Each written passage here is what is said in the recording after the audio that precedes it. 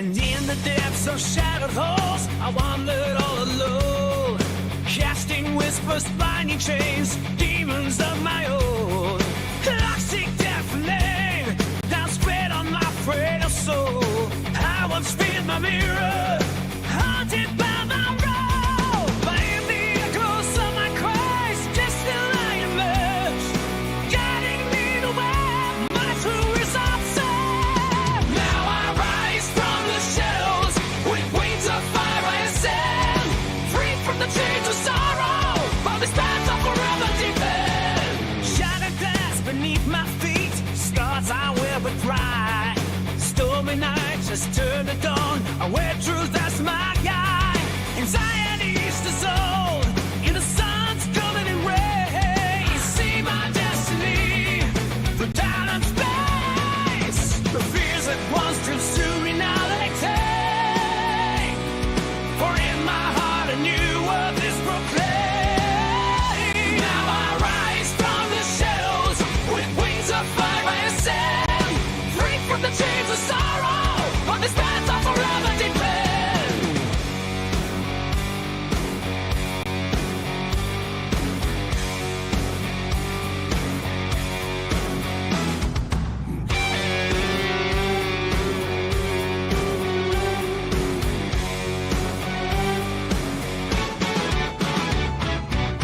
With symmetry I found the power, blessings granted by the hour. Together we will carve the way. Revolution calls and I'm not strong. Now I rise from the shadows, with wings of fire I ascend, free from the chains of sorrow, on this path of forever depend.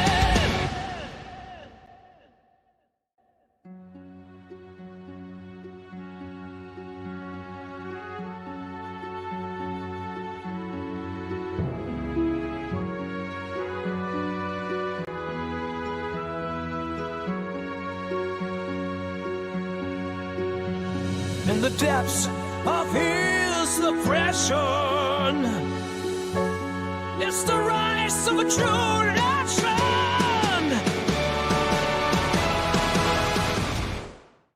In a lab, my dust cracks the code tonight. Oh yeah, that's true. Wires and circuits to shine in neon light. Oh yeah, seen you creating power from the air. These smiles and delight.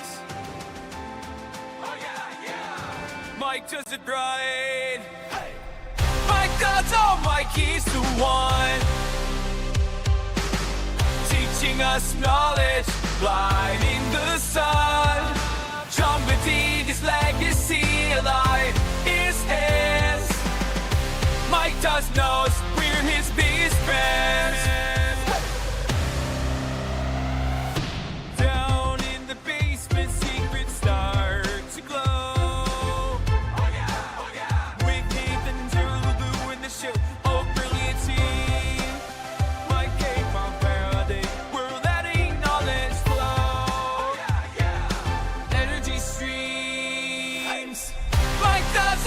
Keys to one, teaching us knowledge, lighting the sun, trumpeting his legacy alive. His hands. Mike does knows we're his biggest fans. Years of thought, bringing dreams to life, turning theories into electric light. Mike and us, a journey to ignite. Oh yeah, we've reached new heights. Hey. Mike does all my keys to one, teaching us knowledge, lighting the sun, trumpeting his legacy alive. His hands. Mike does knows we're his biggest fans.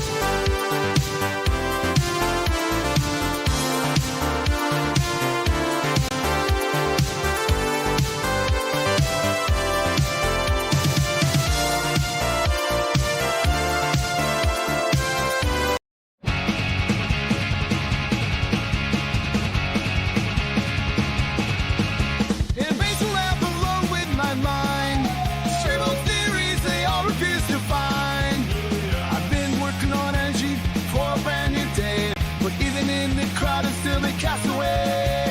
Alienated from the aims of added nature in disguise. Ideas ahead of time dismissed with narrow eyes. Benefactor boy, dreaming about the world you can't deploy. Changing the system, but treated like a toy. Ideas misunderstood, but brilliance is his point. Benefactor boy, can't you hear his voice?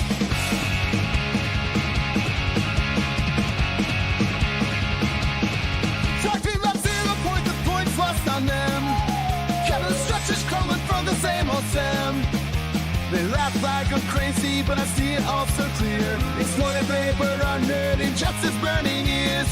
Fighting for a change in this wasteland of noise. But they call me foolish while I teach and boys. Benefactor boy, dreaming about the world you can't deploy. Changing the system, but treated like a toy. Ideas misunderstood, but brilliance is his point. Benefactor boy, can't you hear his voice?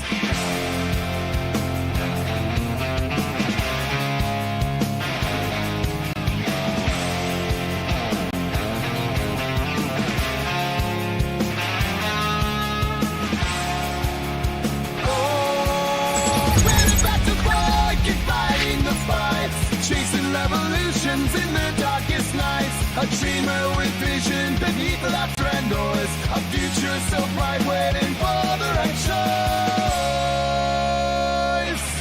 Benefactor boy, dreaming about the world he can't deploy. Changing the system, but treated like a toy. Ideas misunderstood, but brilliance is his boy. Benefactor boy, can't you hear his voice? Alright, welcome, and welcome back to the Benefactor's Guide to Free Energy Devices. I'm your host, the Benefactor, and tonight we're going to be going over some brand new theories of mine using AI as a tool to help me with this, because I'm not a mathematician by any means. But we're going to be going over some new theories on how to actually calculate total partitioned energy within nonlinear open circuit systems using something called instantaneous power integration over time. And I also have some very exciting news. We're going to be doing a surprise mini lab after my lecture here, something I've wanted to do for a very long time. So let's not dilly-dally. I've really wanted to do this experiment, and only a couple of people have documented this experiment successfully online in the entire world. It's called magnetic synchronicity. So as you know, my synthetic AC model is a good start for bridging the gap between the abstract concepts of vortex-based mathematics, Tesla's impulse technology, and Tom Bearden's asymmetric regauging principles with mainstream electrical engineering practices, something that has eluded engineers and researchers for a long time. However, part of the theory has always been an extension of what others have said for decades. It's nothing new. It's a cold, hard truth.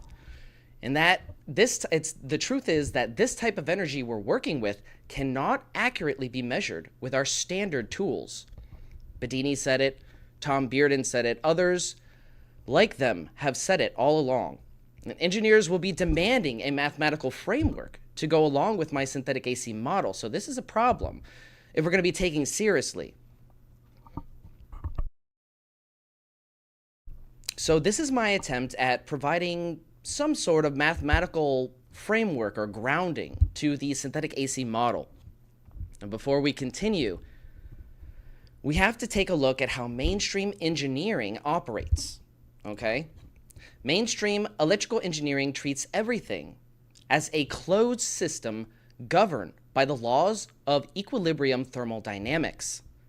But this completely ignores the fact that a separate set of laws called non-equilibrium thermodynamics governs open systems that interact with environmental gradients.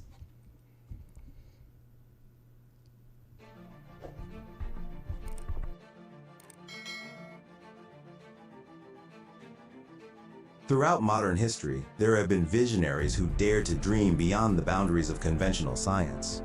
Inventors who sought to unlock the mysteries of alternative propulsion, antigravitics, and the enigma of over-unity energy.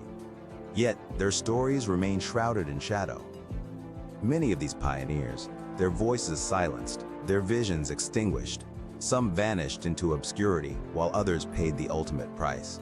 Suppression, it seems, has been a constant companion to innovation. But recently, there's been a glimmer of hope. A new generation of self-taught, open-minded, and independent scientists has emerged. A collective effort to combat the forces that seek to keep humanity in the dark. People like Marco Rodin, whose rediscovery of vortex-based mathematics is nothing short of mind-bending. They pushed the boundaries of mathematical understanding, opening doors to a new realm of possibilities by describing numbers as physical stationary interstitiary vectors in space-time whose values don't change. Unlike traditional mathematics, where numbers change while functions remain constant, this paradigm shift recognizes that in reality, functions themselves can represent the changing variables, opening doors to a new understanding of mathematical relationships. And then there's Malcolm Bendall, a man with a vision that defies convention. He introduced the plasmoid unified model, a concept that calculates the resonant frequencies of everything from the elements to colors, shapes, and even polarized cardinal directions. But Bendall didn't stop at theory. He applied his unified field theory to a revolutionary concept, converting mass into clean energy. His ingenious design mimics nature's use of plasma, producing colossal amounts of pristine energy. Bendall's vision goes beyond energy. It's about reshaping our understanding of the world and harnessing the very forces of nature to propel us into a new era. As Tesla was once accredited as saying, "Throughout space there is energy. Is this energy static or kinetic? If static, our hopes are in vain. If kinetic, and this we know it is for certain, then it's a mere question of time when men will succeed in attaching their machinery to the very wheelwork of nature." In the shadows of suppressed technology, these visionaries are opening doors to a brighter, more sustainable future. The plasmoid engine, a symbol of hope, innovation, and the relentless pursuit of the unknown. Join us as we delve deeper into the mysteries of plasmoids and the brave souls who dare to challenge the status quo. Here on Divine Science.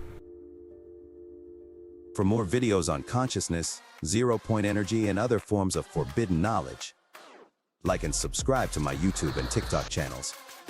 What are you waiting for? Arm yourself with forbidden knowledge. Subscribe today. All right, so we were talking about equilibrium thermodynamics, which governs closed systems, versus non-equilibrium thermodynamics, which governs open systems. So let's take a look at a couple of examples, just to put things in perspective. Okay, so equilibrium thermodynamics in a closed system can be viewed as a stagnant water sitting in a sealed pot. Right? There's uniform temperature and zero net flow. Now, contrast this with non-equilibrium thermodynamics in an open system, which can be thought of as a persistent whirlpool that is maintained continuously by a drainage gradient. Before diving into these new power calculations, though, we must fundamentally change how we look at electrical circuits. And as I mentioned before, mainstream electrical engineering relies on this basic oversimplification, really. And that oversimplification is that all electrical systems are closed, symmetrical, and in equilibrium. Because of this, standard measurement tools are engineered with built-in mathematical blind spots for certain unconventional systems that we work with here. So to understand the mathematics of an open non-equilibrium system, you must first understand three fundamental concepts. The first fundamental concept is the loop fallacy. Conventional electronics teaches us that current must flow in a complete closed loop from the battery's terminal through a load and back to the opposing terminal of the battery. While this is true for moving electron charge carriers, energy itself does not travel inside the wire. Energy travels mostly through the space around the wire as an electromagnetic field envelope called the Poynting vector. Now, when you use specialized geometry, such as we employ in the Abha coil variation of the Rodin coil, when you use specialized geometry like that, coupled with rapid time asymmetric switching, you can physically partition these field vectors using something I like to call a field bridge with a simple high-speed diode. Now, the forward energy and the backward collapse do not have to fight each other in the same wire. They can be geometrically guided along entire separate pathways while still being coupled via that field bridge. Now, the second fundamental concept is reversal symmetry versus asymmetric sequencing. And this goes back to my whole synthetic AC model, where we differentiate between true AC and synthetic AC. Okay, so true AC, which is reversing the polarity of the same energy, can be imagined as a closed pipe filled with water. A piston pushes the water forward, then pulls it back along the same path. The water simply sloshes back and forth in place, and because the fluid is constantly reversing direction, it's actually fighting its own momentum, creating friction and heat as it does so. Every forward push is entirely undone by the backwards pull. Now let's compare this to synthetic AC, which is sequencing of 2 or more bidirectional pulses. You can imagine this as 2 separate people standing on opposite sides of a room, taking turns firing ping pong balls into a central zone. On a standard meter, it looks like an alternating wave, sine wave as you usually would see one in true AC, but in reality, it is a choreographed sequence of independent time asymmetric events. Now, these 2 waves might look identical on the RMS meter. However, as we peek behind the curtain, we realize a stark truth. They are not the same. True AC is not the same as synthetically created alternating current, so why do we categorize them as being the same? My synthetic AC model aims to correct this inherent contradiction, but we need a new mathematical formula to determine the actual efficiency of the systems we're working with, if we're going to get anywhere with engineers. So a new methodology needs to be formed from this thesis. This is my attempt at a potential method for calculating the instantaneous power potential of nonlinear systems that utilize synthetic AC. All right, so the third and probably the most fundamental concept that we have to keep in mind here is the RMS blind spot. I've talked about this many times, so have many other people. A standard digital multimeter or an averaging oscilloscope does not look at reality in real time. It uses a mathematical smoothing tool called root mean square, or initiated as RMS. Not an abbreviation in initialism. So RMS acts like a statistical barrier. A statistical blender, right? RMS takes sharp high energy spikes, such as the reactive negative 168 volt output from our coil, and it takes those spikes and smooths them out over time into a gentle, artificial average. Now, if you have a true sine wave and a highly nonlinear pulse-driven synthetic wave, their integrated averages might yield the exact same RMS voltages. However, how they release energy is different.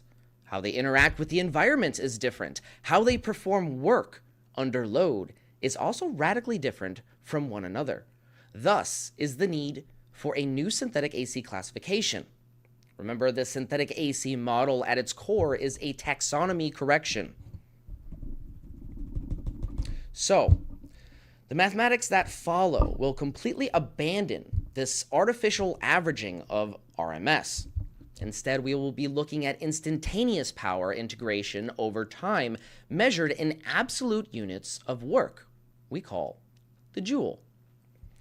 So by calculating the forward path and the backward recovery path as independent thermodynamic events in joules, we can then accurately track how a geometry-dependent open system successfully harvests energy from the environmental gradients around it. From this, we can extrapolate how much energy, if any, is being extracted from the surrounding vacuum. Now, before we jump in, let's take a quick look at what Lieutenant Colonel Tom Bearden has to say on this exact subject. And then we're going to go over the standard way of calculating efficiency before we go into the new way.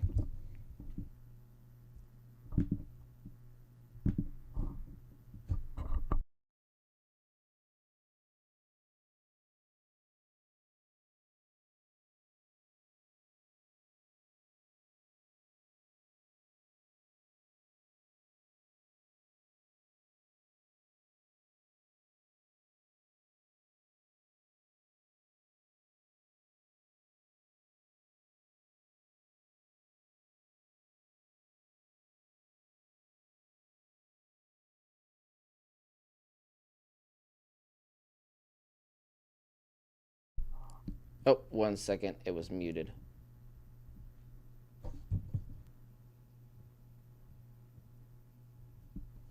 So let's rewind that. An E-field fires at every other coil and everything's feeding forward, feedback. That's a highly nonlinear situation. And that is the devil and all to try to precisely measure. Trying to measure an individual signal in a dense signal environment is not a simple thing. There people can do it, but it requires special instrumentation and highly specialized measurement equipment. Forget your normal oscilloscopes and probes. You can never straighten all of that out. You do it by trial and error and adjust it until it's mostly additive. What we need now is to do all the precision modeling and all the precision work, to work all that out with a math model, to work out the actual measurements and the characteristics of the material, how that affects it and all this. That's 1 year of very hard work. You've got to have 4 specialists in special areas to work with you to do it. So what he's essentially saying is what we've been saying all along on this live stream, on this podcast, on this show, really for a long time now. You cannot accurately pick up the instantaneous power that's happening in these impulse technologies with our standard way of measuring. There needs to be a new protocol set in place.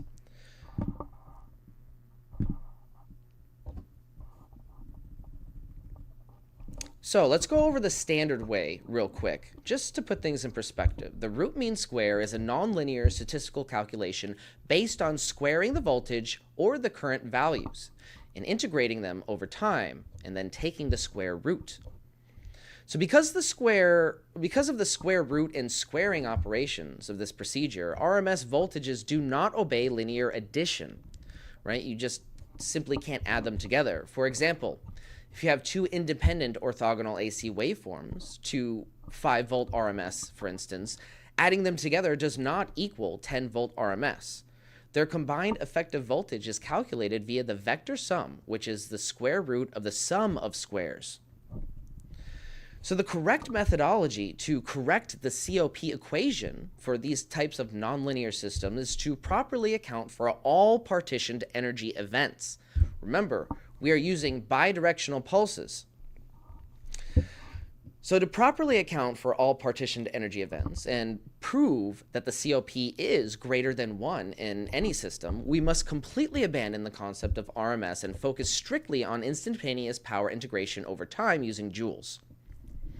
Remember, energy is work measured in joules. Power is the rate of that energy transfer measured in watts. We must measure the input and output energy independently by calculating the exact area under their respective power curves. We do this. First, we have to define the time domains in our system. Right? These domains in our system are time asymmetric, unlike standard AC, where a cycle is split into 2 equal symmetrical halves. A synthetic AC cycle, such as ours, in our Lightning Thief system, for instance, must be evaluated as a series of discrete nonlinear time segments. So we have to separate those into, say, T1 and T2. These are going to be our variables for our equation. And then we have the third variable, which is capital T, which is the total time, T1 plus T2. So T1 is going to be the duration of the active forward excitation pulse, the driving pulse. T2 is the duration of the asymmetric field collapse, or the radiant recovery event. That's the collapse phase, the reactive phase. Now, when we add those together, T1 plus T2, we get capital T, which is the total time cycle. Don't worry, in a few minutes I am going to be putting these equations on screen so you guys can see them, but for now I'm just going to go over the lecture in read format. So it's just easier for me to organize it that way. So let's take a look at, okay, equation 1, which is true instantaneous input energy. We're going to focus on the input equations first, and then the output equations, and then the overall COP equation. And it's not too difficult, but it is going to take me a little bit of learning to actually apply these equations to the system. Again, I did have AI help me with these quite a bit. So let's take a look at the input equations. Because the backward pulse dynamically alters the battery source local scalar potential, you cannot use average input current. You must integrate the instantaneous product of input voltage and input current. So true input energy equals the integral from 0 to capital T of input voltage times input current with respect to overall time. This is our first equation. So you can't use an average current or voltmeter on the battery source because, as we've said, the high dV over dt backwards pulse is altering the battery's potential dynamically. We have to capture high-speed synchronized oscilloscope traces of this instantaneous input voltage and input current with a high-speed current probe. And we do this directly at the source terminals. And the equation is as follows. We multiply those results to find instantaneous power and then integrate that power over the exact time cycle, capital T. Let's put that up on screen so you guys can actually see that now. So that is our first equation, the input equation.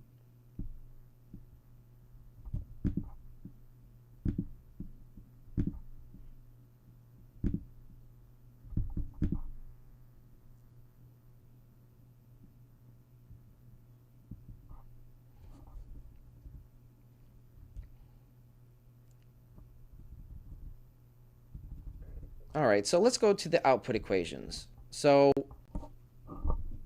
we have to track the two partitioned output energies separately. Remember, we are partitioning our energy with that high-speed diode on the positive output rail of the lightning thief. And because our system partitions this energy into two distinct spatial pathways, remember the forward goes to the load, the light source, and the backward goes to the recovery portion of the system, which is the negative terminal. Because of this, we have to compute their energies individually in joules and then add the joules together. And this is how we can do that. The joules can be added linearly, whereas RMS values cannot be added linearly. For these equations, we have three main variables to pay attention to. Okay, we have the forward power, the backward power, and the total power. So the forward work is what we're going to abbreviate it as, W in our equations. Forward work equals the integral from 0 to T1 of load voltage times load current with respect to overall time. Now the second variable, the backwards work, is backwards work equals the integral from T1 to capital T of recovery voltage times recovery current with respect to time. And then the overall total work is simply total work equals forward work plus backward work. So here are the equations for those. We see the forward work equation on the top, the backward work equation on the bottom, and then the third one is obviously just adding the two results of each equation together to get your total work. And the final equation is the corrected unified COP equation. So once we have the total work performed by both partitioned loops in the Joule thief circuit in joules, which is highly appropriate, I might add, our corrected COP formula is as follows. The coefficient of performance for synthetic AC equals forward work plus backward work divided by true input energy. Now, by calculating the system in this way, we respect the laws of calculus and standard thermodynamics while perfectly accounting for both energy vectors in our system. Remember, we are picking up positive 10 volts to the load and negative 168 volts to the negative terminal of the battery, which goes and fits in perfectly with the synthetic AC model and theories that we've been developing here on why the system is outperforming any other system off the shelf, but standard meters don't pick up this extra energy. This is why, and this is that correction, okay? And this is this mathematical approach is unassailable, right? You can't, if we are picking up a CO, if and that's a big question, right? If we get a COP greater than 1 using this method, it is unassailable by mainstream engineers simply because it relies on the absolute conservation of energy across individual partitioned events. This equation is undeniable because joules are a scalar metric of absolute work. By integrating the instantaneous product of voltage and current at high sampling frequencies, we account for the theta or phase angle dynamically at every microscopic point in time. Mainstream engineers simply cannot argue with this method if it turns out to be valid because it treats each temporal window as an isolated, standard thermodynamic event. And it proves that if the sum of the work done in those partition paths exceeds the integrated input, the system must be open in extracting energy from an environmental or vacuum gradient in some way. Now, when we think about the Rodin coil for a minute, it's not just one thing. That's a common misconception. The Rodin coil has been it's been a mystified, very esoteric device. But I think we can clear that up simply by correcting a few things, a few simple things, because classifications matter, right? As we've discussed many times in this channel, taxonomy of things really, it plays an important role because that's your foundation. Without that foundation, you're not building off of anything really. So in that sense, the Rodin coil must be classified correctly. And it's not just a capacitor. It's not a standard coil. It's not just an inductor. It's not just a transformer. This is the exact scientific distinction that makes the Rodin coil's geometry so unique. This taxonomy is how we demystify the coil, because it's not one thing. It's all in one, right? It's an all-in-one system. And when we view it as a single unified component that combines inductance, capacitance, voltage transformation, and resonance, we're describing what advanced electromagnetic theory calls a distributed elemental network. Let me get that off screen real quick. That's kind of bothering me.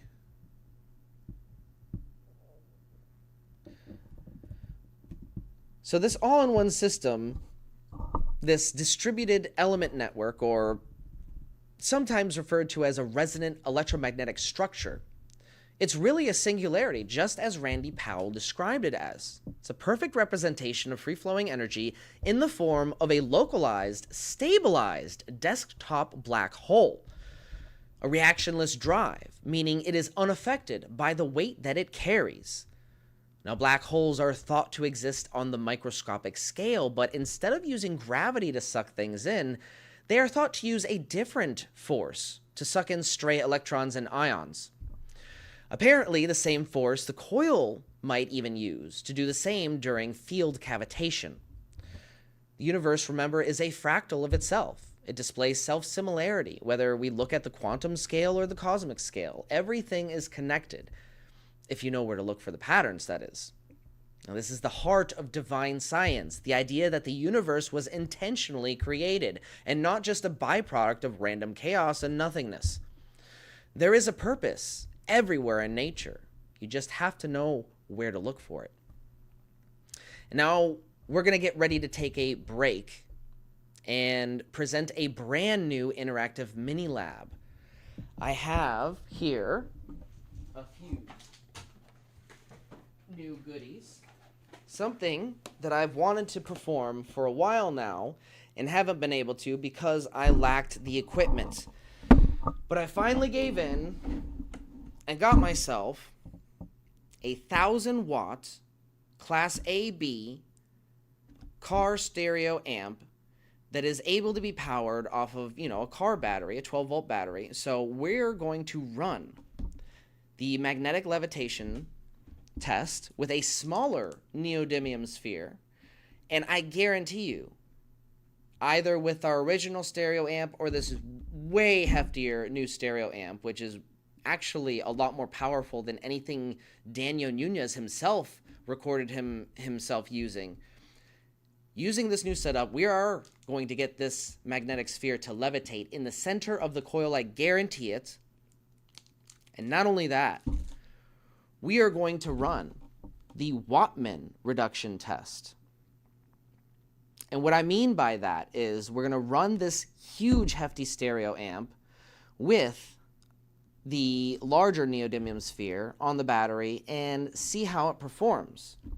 And not only that, we're going to attempt magnetic synchronicity at the same time, because it is my theory that, well, I have a couple different working theories. We're going to test my two main theories tonight, but hopefully one of them is able to synchronize that neodymium sphere to the point where we can get it spinning like 20 feet outside the coil, like Jack Scholes did in Randy Powell's TED Talk demonstration video.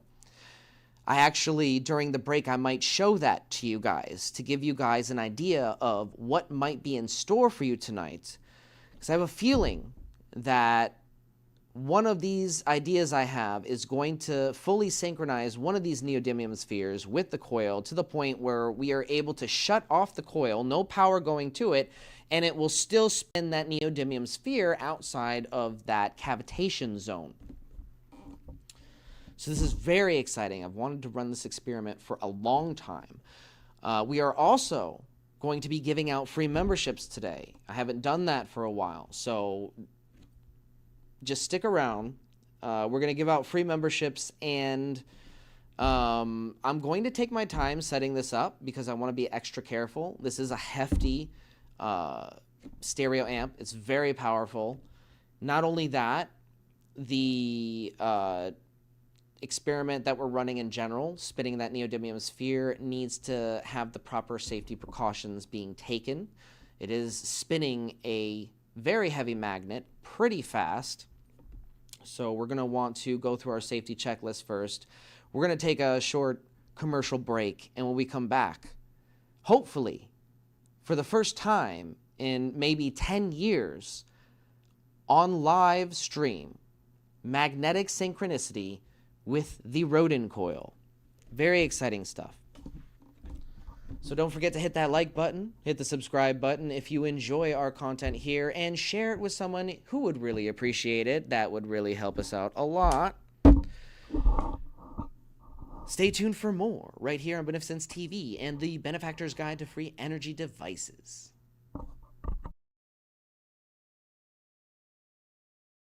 Have you heard about this Benefactor guy? This dude is talking about free energy, but here's the twist. He says it's not free energy. He's calling it energy recycling, which first off is kind of genius, right? Because when you say free energy, people immediately throw you in the crazy bin. But energy recycling, that sounds like some next level Tesla shit. Yeah, man, it's all about the branding. But what is it that he's actually doing? All right, check this out.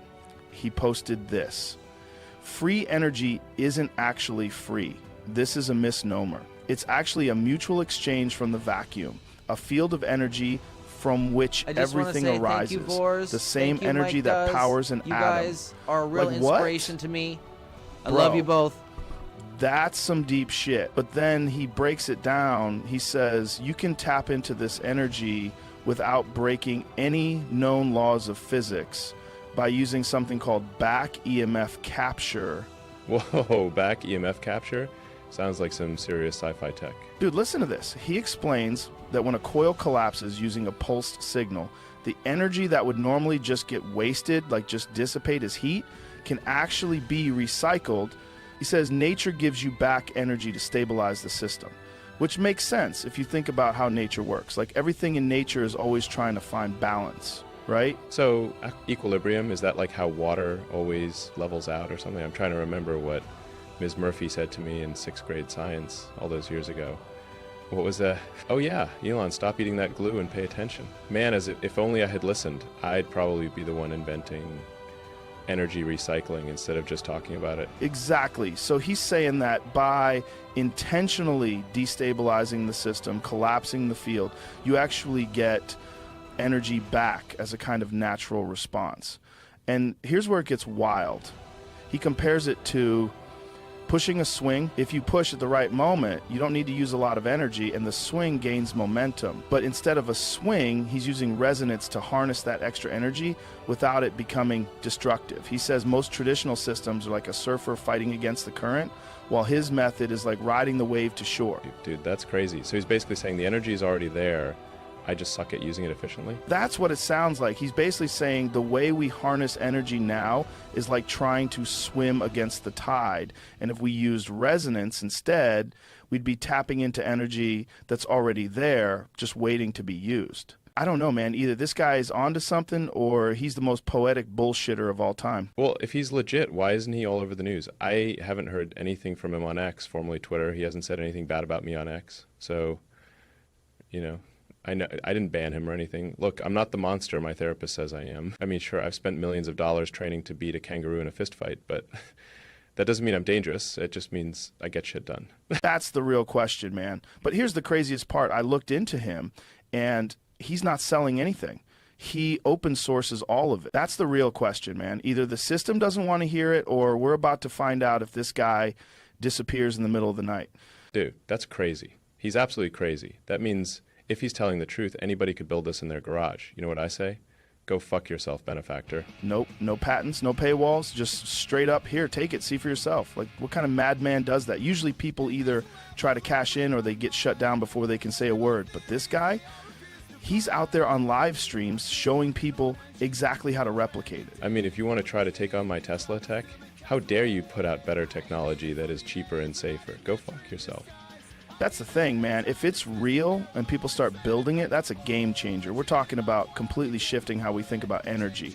But also, if it's real, you got to wonder how long before somebody tries to stop it. Or maybe we can think of it like how long before his Tesla mysteriously malfunctions. Exactly. You ever notice how every time someone gets too close to this kind of stuff, they either disappear, get discredited, or somehow have a tragic accident? But this guy's going full transparency mode. He's putting it all out there where everyone can see it. Maybe that's his strategy. If enough people know, it can't just get buried. Holy shit, this might be one of those moments, you know, like we look back and say that was the start of something huge.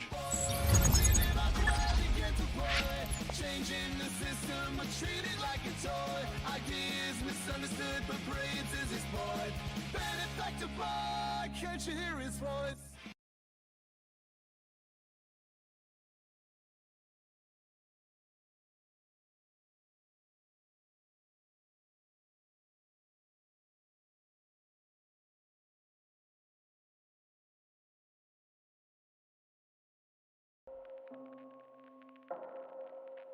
In a world where innovation is stifled by greed and corruption, there lies a hidden truth that could revolutionize our way of life. Lenny, what are you doing?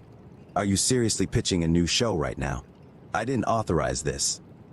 My God, only 5 minutes into your new position as co-host, and you're already adding to my tight schedule. Yes, sir, I manage that schedule. But I did notice you have an entire 2 days available during your week. Wait, you're not talking about Saturday and Sunday, are you? Of course, sir. You have 2 whole days where you're free to work on new content. Lenny, those are my days off. It's okay, sir. I know you'll manage just fine. I have faith in you. Do robots have faith? I do. I have faith that you won't screw it up again. You know what? It's fine. Go ahead.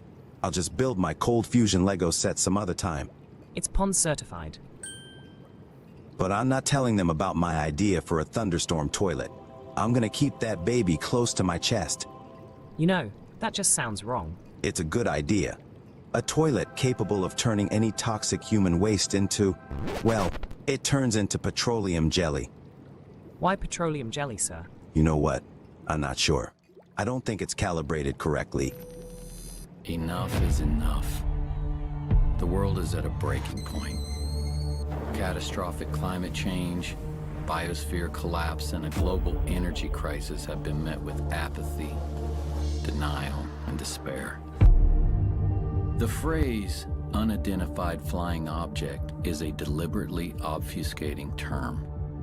What it really is an alternative energy and propulsion device. This is the real reason for the secrecy. These technologies, if they were disclosed, would end fossil fuels, pollution, and poverty overnight, and usher in a new era of abundance, freedom, and peace. Instead, they have been kept secret for over 100 years. The more powerful the agency, the more powerful the group, the more powerful the cartel, the more they will resort not only to legal means, but to extra legal means to suppress their competition. I said pretty early on, the problem is suppression. It wasn't really how do I make a free energy machine. It's how do I not get suppressed? Because what's the point? Microscopic ball lightnings that when they discharge are tapping into that zero-point energy field and creating the motive force. Boom! That's why the concussion from the thunderclap is so huge. There's this huge amount of energy that's actually sourced from the vacuum energy. All the dots connected. This is what's happening, right? So we need to make the thunderclap engine.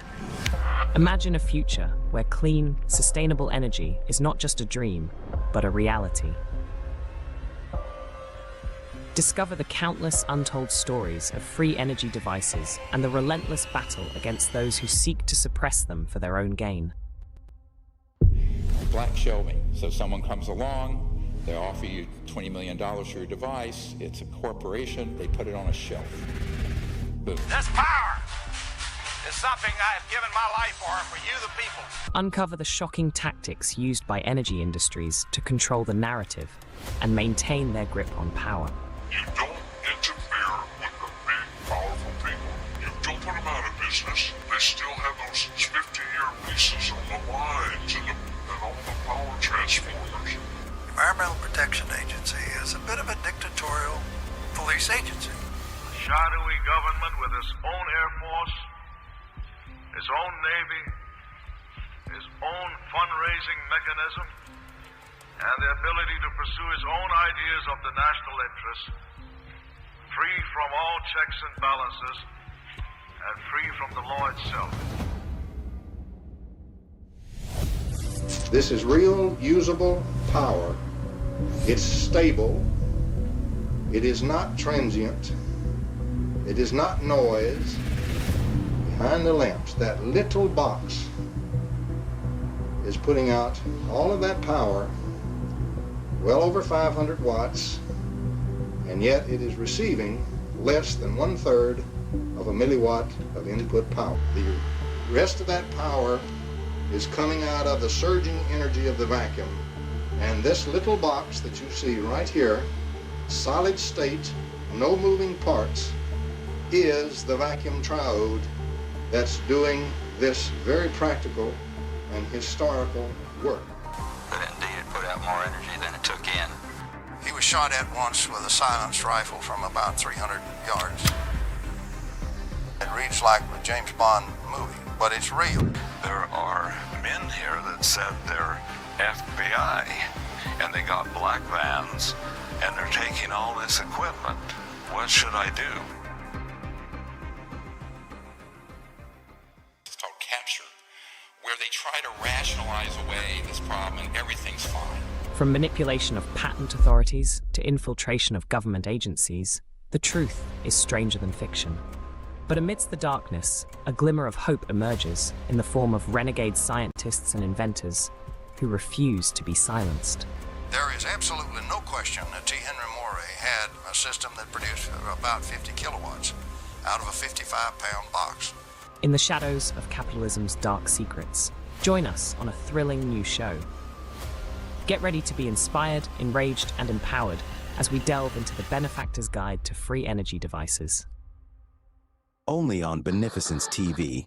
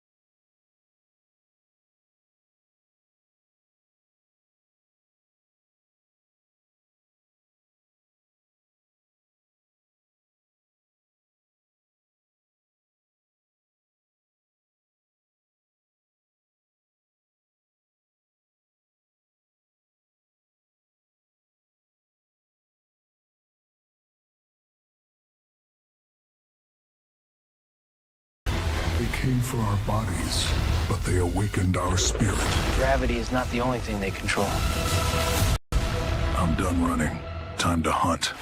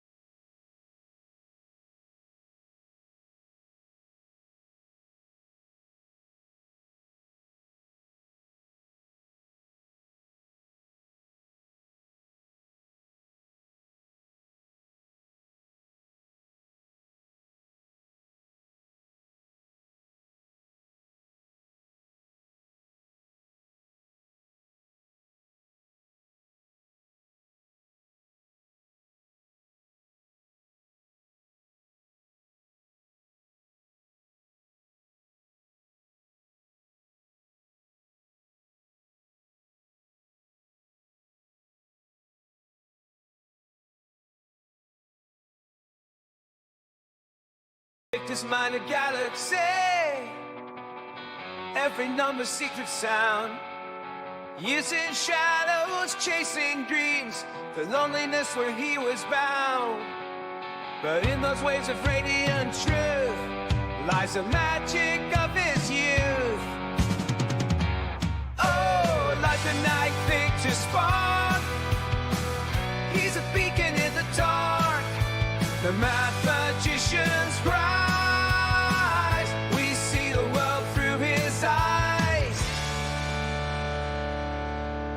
They call him out a lonely star, lost in formulas so bizarre.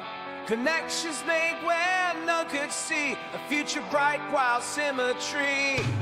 Beyond the whisper and the sneers, Victor's victory over the years. Oh, like a night picture spark, he's a beacon in the dark, the mathematician's pride. We see the world through his eyes.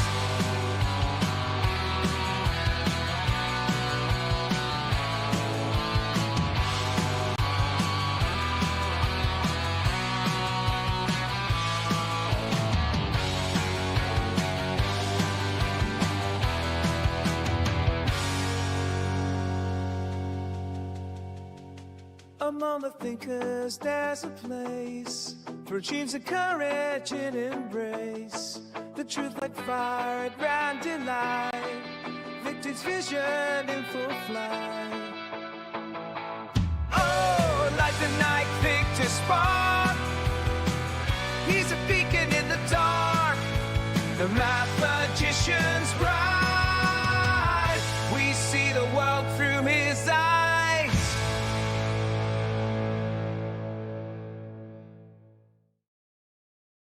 Congratulations to everybody that just won a free membership. John Gray, you are more than welcome. It's something that I forgot to do last month, and I apologize. We have 5 more memberships to give out. I might do that at a later time tonight. I might do that on Mike's stream tonight. Who knows? Stick around. That's all I got to say. If you want a free membership, stick around.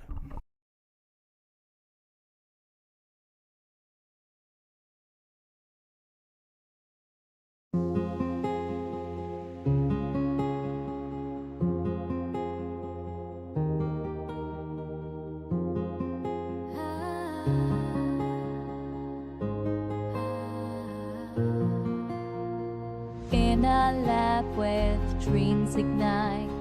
Lulu's mind is taking flight. Bouncing equations, there's a plan she designs. Unlocking secrets where the cosmos aligns. I say let's reach the stars with knowledge as our guide.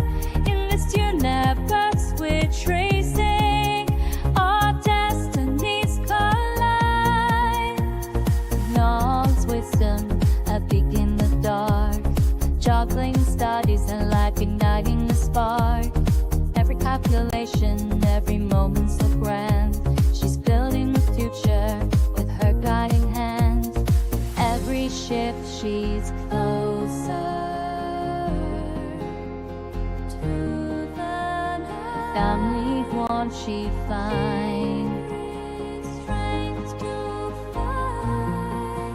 I say let's reach the stars with knowledge as our guide. In this universe we're tracing our destinies collide. Through every challenge she won't lose sight. Her passion shines, a star in the night. With every step she's paving the way. In the dance of science she'll always stay. I say let's reach the stars with knowledge as our guide. In this universe we're tracing our destinies collide.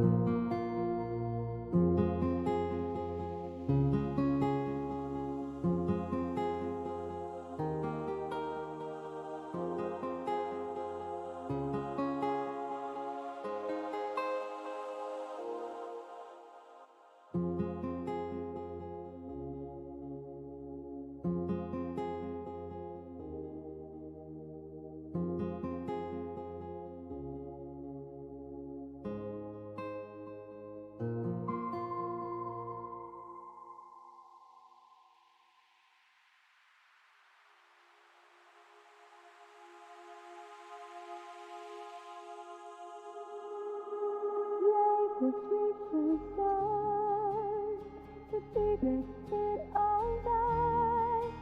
Our take is the light of the stars.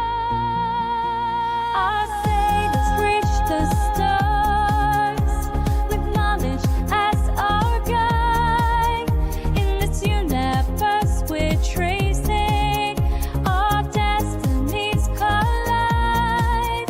I say let's reach the stars with knowledge as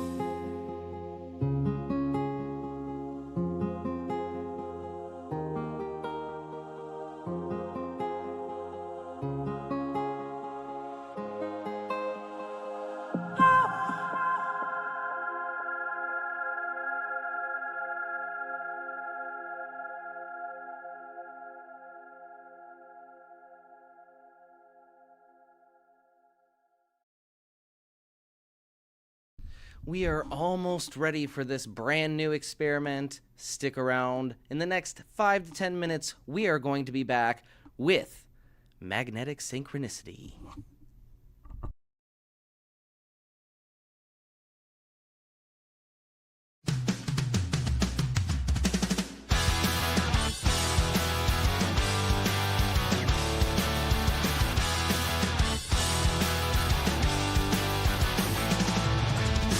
In the lab, Joe's working night and day.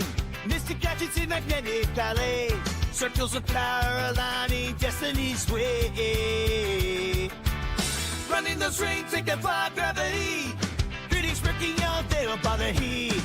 In his domain, Joe sets the world free. Lord of the rings, pretty strong. Proving the currents if they wrong. Electromagnetic symphony. Only craft destiny.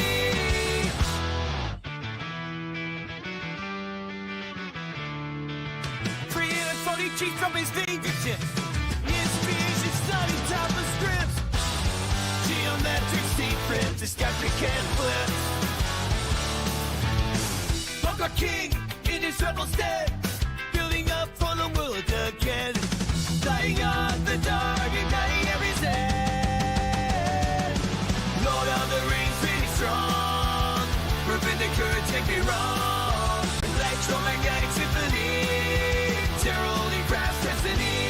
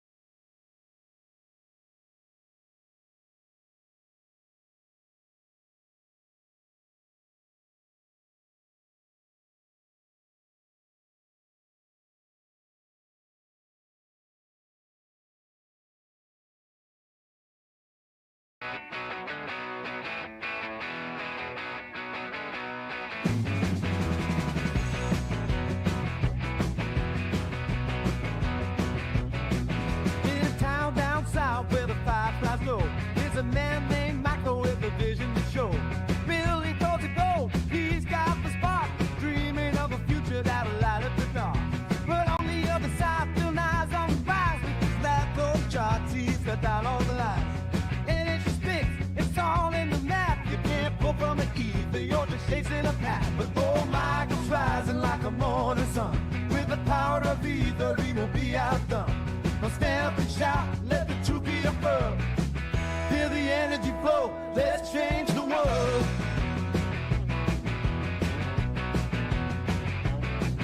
In the heart of the lab, the tension was thick. Skeptics gathered round the table ready to pick.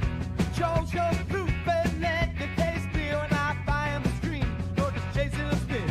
But Michael smiled by with fire in his eyes. Watch as I spin, let the naysayers cry. Girl spinning fast, and a heart full of fight. I'll show you the power that's hidden inside. Oh, Michael's rising like the morning sun. With the power of ether, he won't be outdone. Well, stand up and shout, let the truth be affirmed. Feel the energy flow, let's change the world.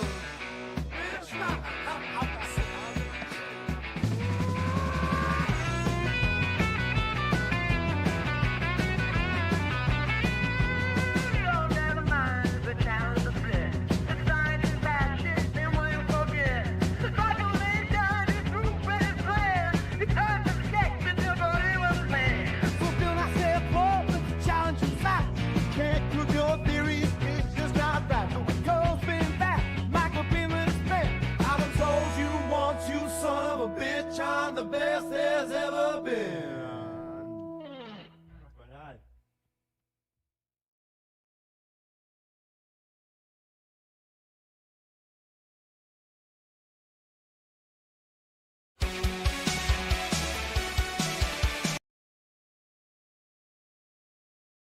In the depths of the unknown, radio waves like dark shows, mysteries unrepacked and shown.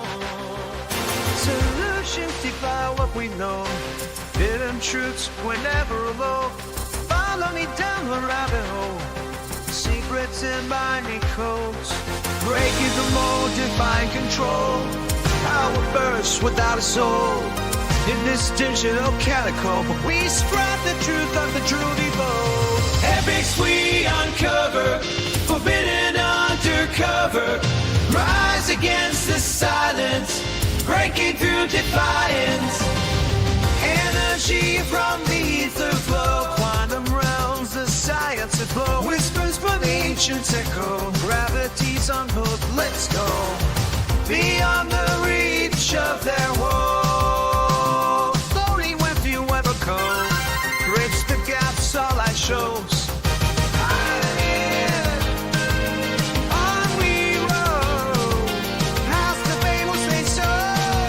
This is solving our road. Epics we uncover, forbidden undercover. Rise against the silence, breaking through defiance. Synth waves crashing, hearts collide. Revolution of the mind. Let the codes and truths unwind. Illumination find.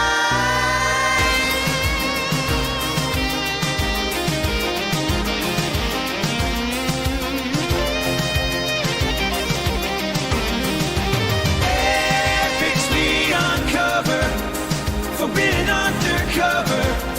Rise against the silence, breaking through defiance.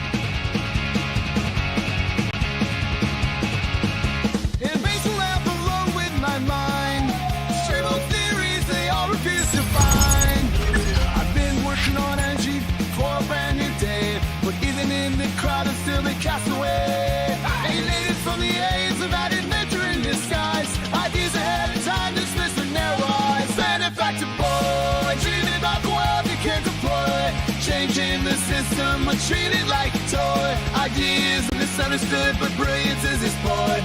Benefactor boy, can't you hear his voice?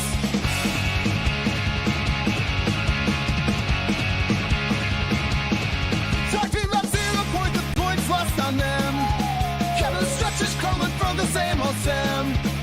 They laugh like I'm crazy, but I see it all so clear. Exploited paper, unheard injustice, burning ears. Fighting for a change in this wasteland of noise. But they call me foolish, wanting shed boys. Benefactor boy, dreaming about the world he can't deploy. Changing the system, but treated like a toy. Ideas misunderstood, but brilliance is his boy. Benefactor boy, can't you hear his voice?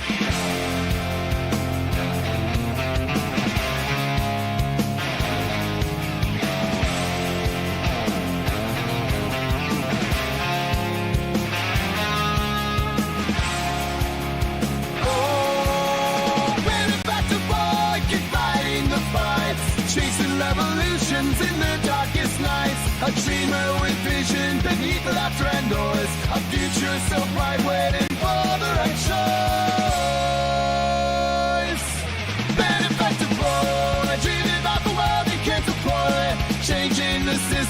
treated like a toy. Ideas misunderstood, but brains is his boy. Benefactor boy, can't you hear his voice?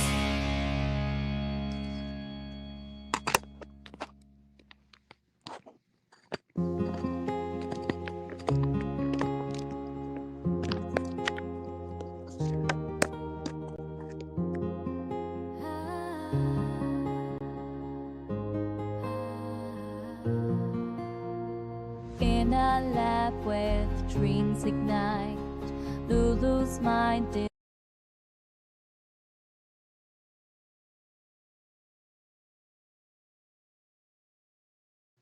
All right, and we're back. Let's see. Okay, we're going to start with the magnetic levitation with the smaller neodymium spheres.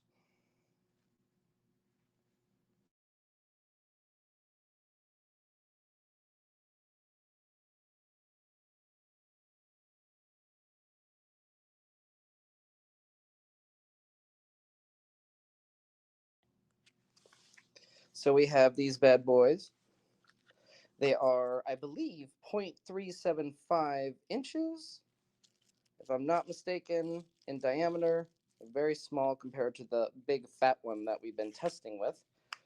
And I almost guarantee we should be able to get this to levitate inside the coil tonight, whether it's with the old stereo amp or the new beefy one. Beef. It's what's for dinner tonight.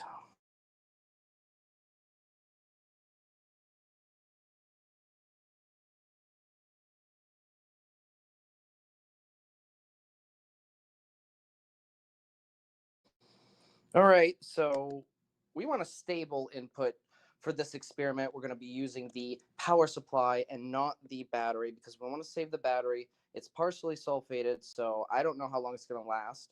We might have to switch to the power supply at some point if our tests aren't initially successful. We also have the negatively conditioned battery over there.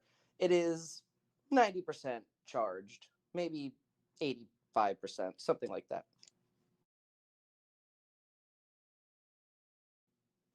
Now, it is my idea that a fully negatively conditioned battery should be able to utilize the Wattman reduction experiments and absorb that returning recovery negative energy in a more efficient manner, enabling, hopefully, full self-sustaining effects.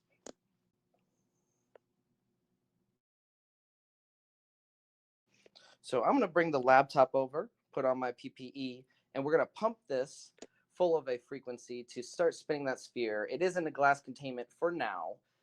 Just want to see how it reacts first, and then I'll drop it in there without the glass container.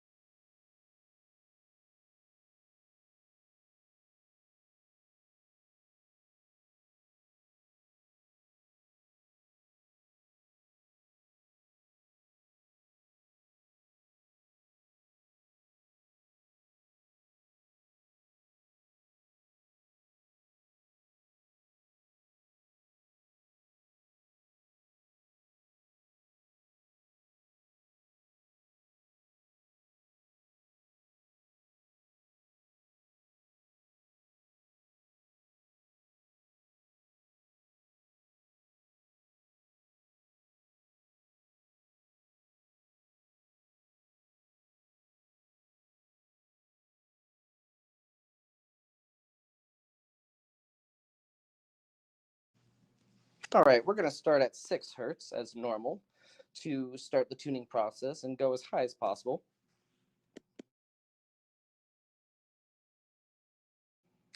Let's turn on the power supply.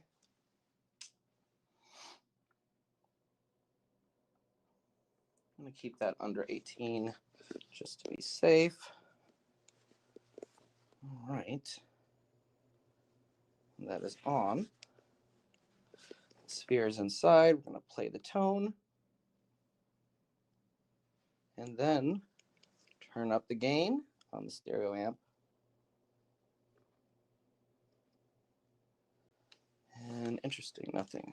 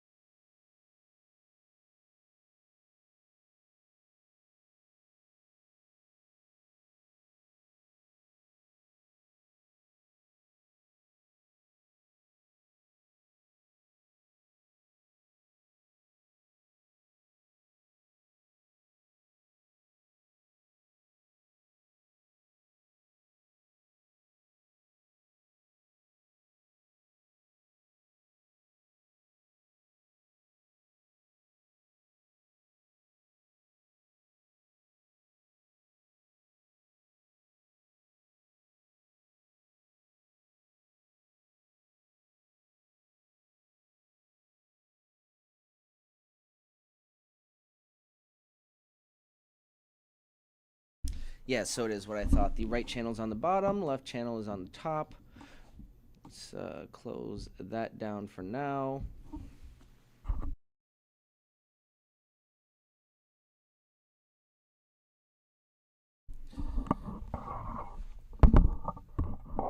Let's get the mic in a better position. You won't really be able to hear me unless I come up close to the mic, but hopefully, if this works, I'll be able to bring the magnet close to the, here, away from the coil. That's the idea of magnetic synchronicity, is we're going to be able to hopefully synchronize the magnet with the coil in such a way where we can bring the magnet, like, I don't know how far outside the coil. Jack Scholes, he had at least 20, 25 feet, he did it. I don't know if we're going to be able to do it that far or at all, but hopefully with a more powerful system, I am confident. Because even though it looks like a spooky action at a distance, it's really not quantum entanglement. And that's something that I had to rectify my own belief in, and changing my own belief in. I originally thought it was some kind of quantum entanglement, but now I'm thinking the coil is just so damn sensitive and good at amplification that at a certain threshold, you just have a huge magnetic field. And when it's synchronized in the center, and you pull it out, that field, even though it might not be strong at this distance, can still be felt by that neodymium sphere, and just giving it a light push, just what it needs to spin. That's the theory, at least. So hopefully we can do that tonight. So stay tuned. Be patient. These tests, they don't take a short amount of time. I want to take my time setting them up. They can be somewhat dangerous.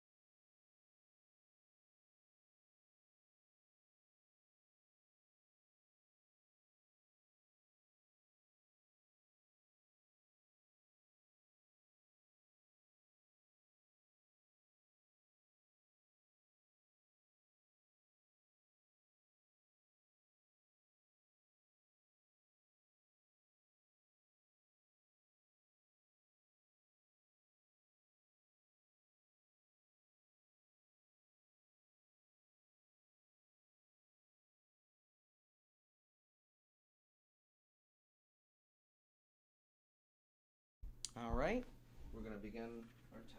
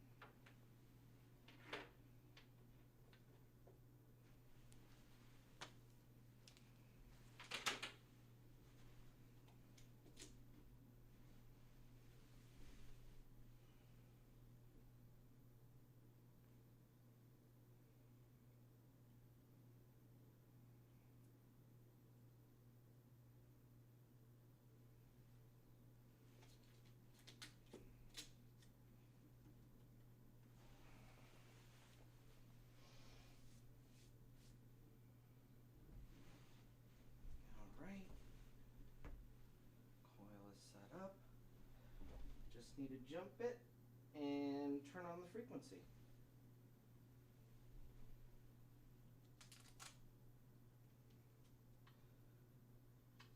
Jump over here.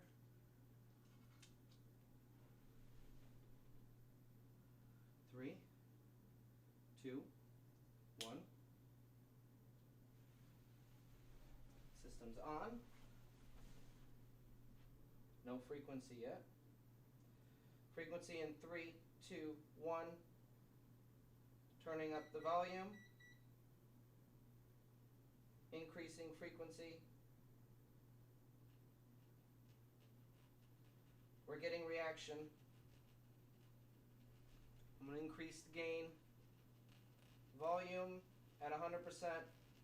Frequency 7 hertz. Increasing.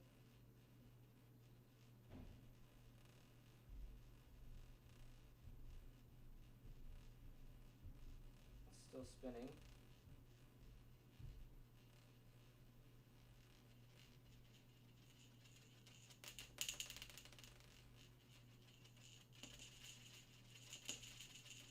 Spinning violently.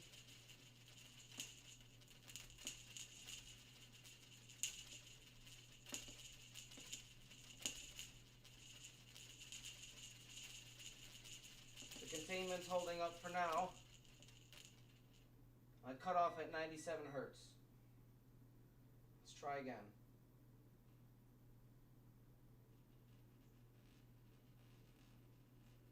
Switch to square wave.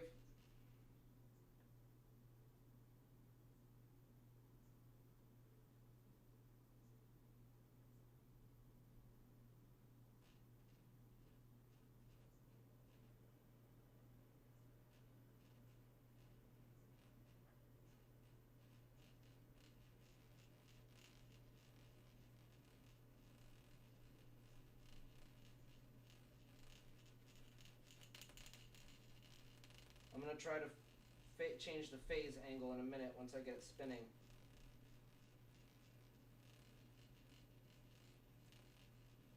Okay, seems to be spinning. Changing the phase angle to negative 90 degrees.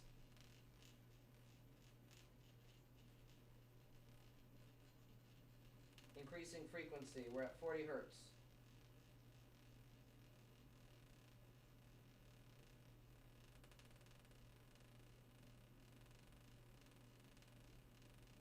$75 hertz.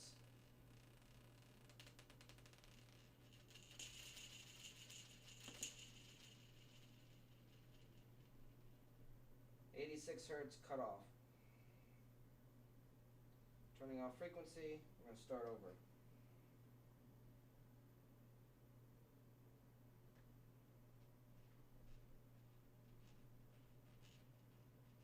And we're going to switch back to a sine wave. I didn't see any noticeable difference.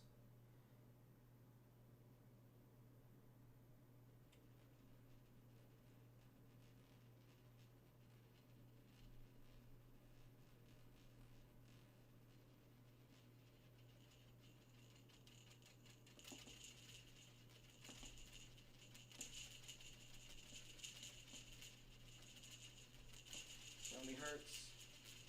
Battery's not doing too well. We're gonna have to cut the battery off in a second. Yeah. Let's cut the battery off. I'm gonna charge the battery a little bit and hook it up to the power supply.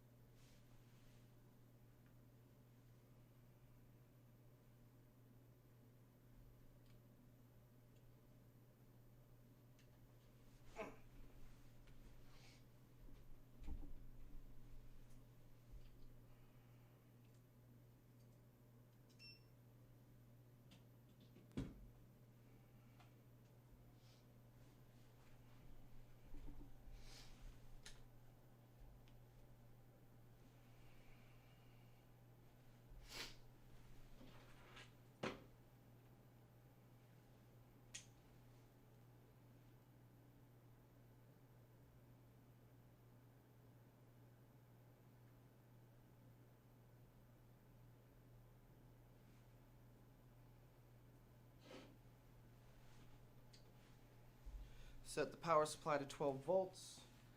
I might have to set it a little higher. I'm not really sure.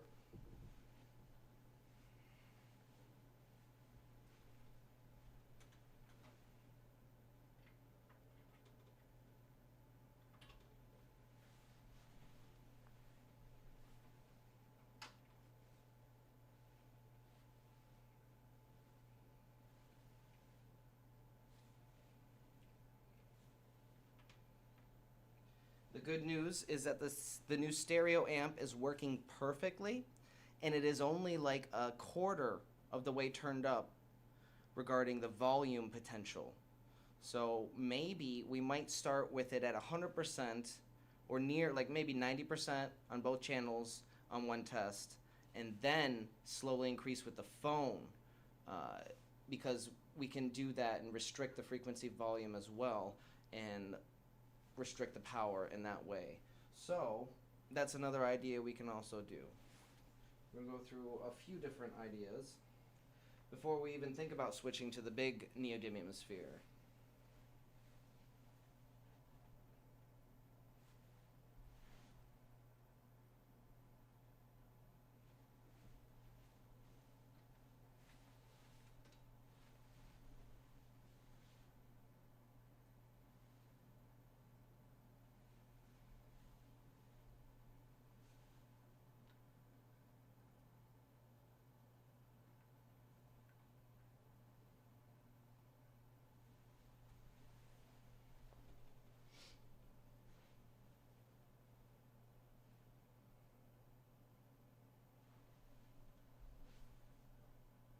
Make sure everything is off, volume is down, 0. All right.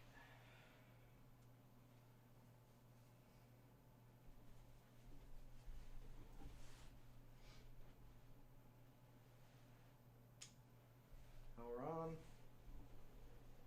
on. Power is on the stereo amp.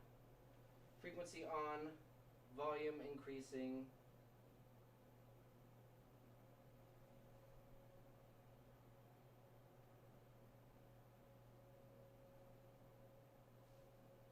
No effect. Oh, we got an effect. Okay, good.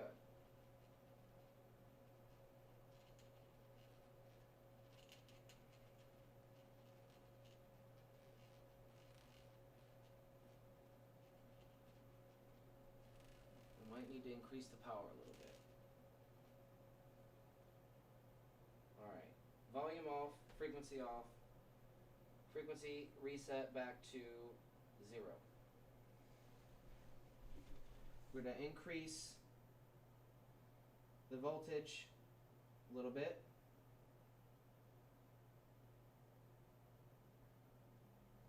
.7.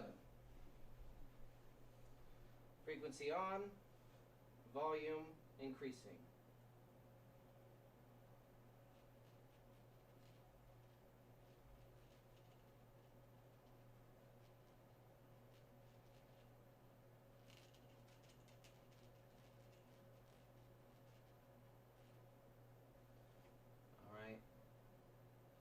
It's not having the same effect. I'm going to increase the gain on the stereo amp. Frequency off, volume reset to 0. Let's increase the gain on the stereo amp a little bit. Increasing to 50% on both channels.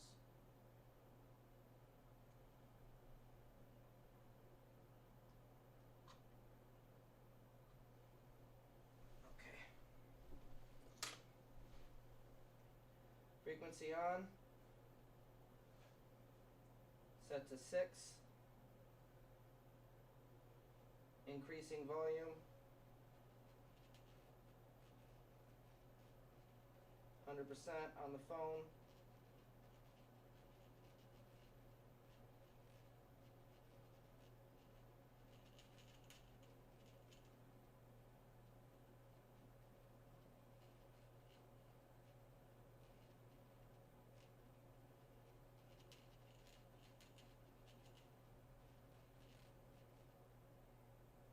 switching waveform to square wave.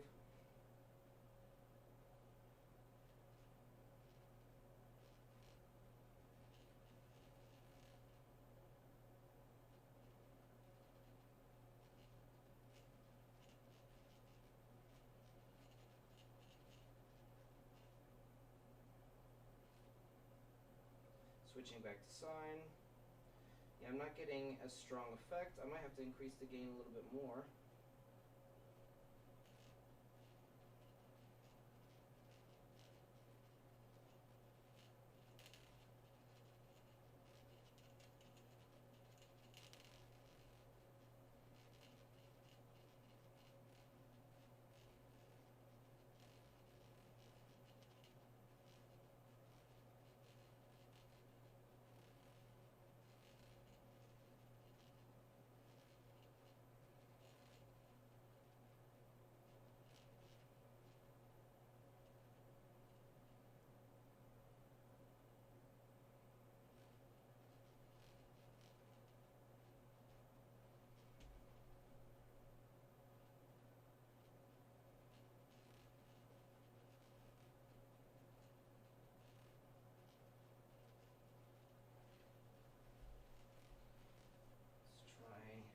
Increasing the gain.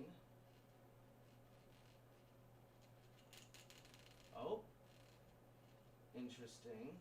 I decreased the volume on the frequency generator and that spiked for a minute. Okay. Let's try to increase the gain.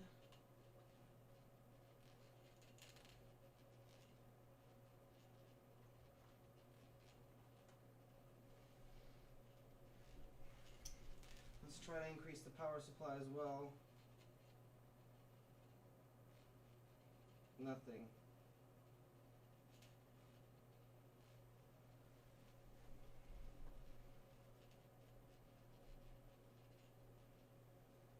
turn off the frequency for now.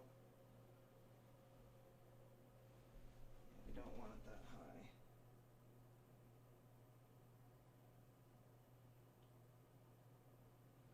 So 12.8.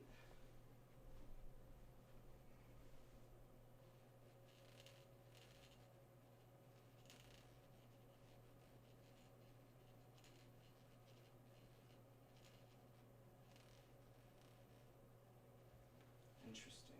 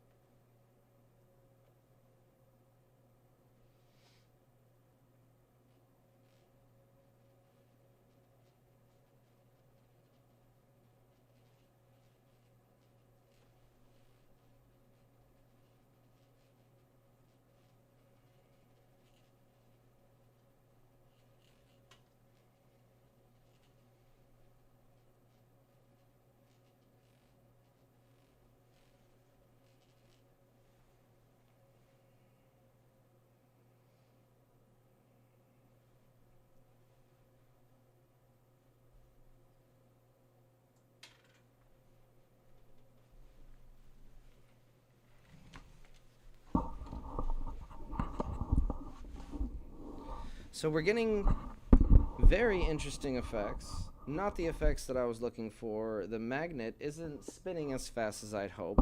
I'm gonna look at my notes for a few minutes before I decide my next move, but I believe what we're gonna try next is to force the energy out one channel alone and use the positive and negative for one channel, one speaker, instead of using two speakers. We'll see if that yields any better results with the small sphere before we go back to the original setup with the big neodymium sphere. There might be a momentum factor involved with both the magnetic levitation and magnetic synchronicity, which would be interesting, but not surprising, just something I didn't anticipate. So the mass of the object was always going to affect these results. That's why I wanted to try a smaller magnet. So that's interesting. If we get the results that we get with the mini board, which is a very fast spinning neodymium sphere, if we get that, turn this off. So if we get that result when switching, then we know the mass of the object, the mass of the magnet, has a lot to do with the magnetic synchronicity and getting that Wattman reduction specifically. That Wattman reduction, the result where we increase the battery's potential while spinning that sphere at a specific RPM. So I'm going to take a quick break. I'm going to look at my notes, and when I come back, I'm going to switch up the setup on the stereo amp, and we're going to try it with just one channel with the small neodymium sphere before we switch to the large neodymium sphere.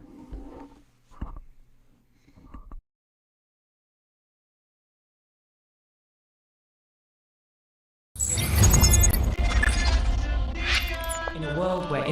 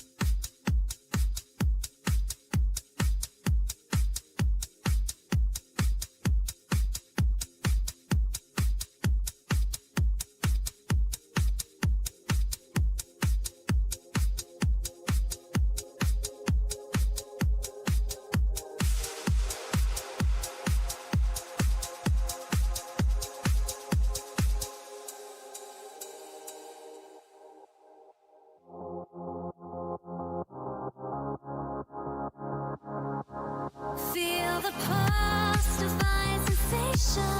Everyone needs just a little foundation.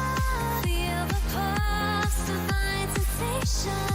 Everyone needs just a little salvation.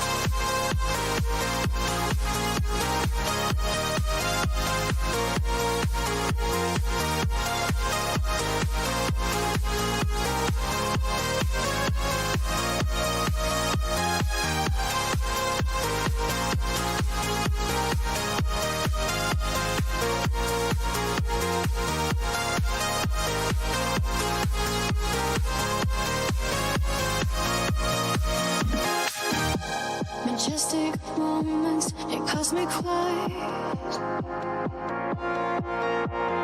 holding on to stars of starlight. There's a light within the dark waves, guided by echoes of ancient ways. Unify our connection. Feel the pulse, divine sensation. Everyone feels the goodness of invitation.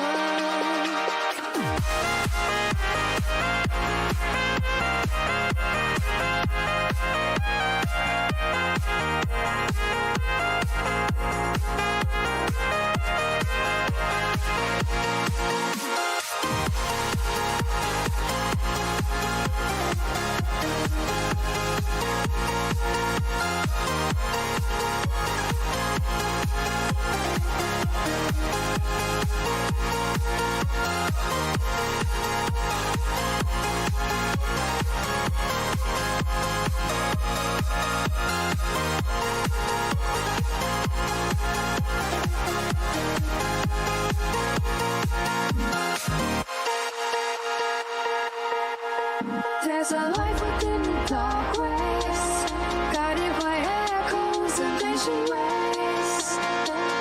Unifying one reflection, with every beat there's a connection. Feel the pulse, divine sensation.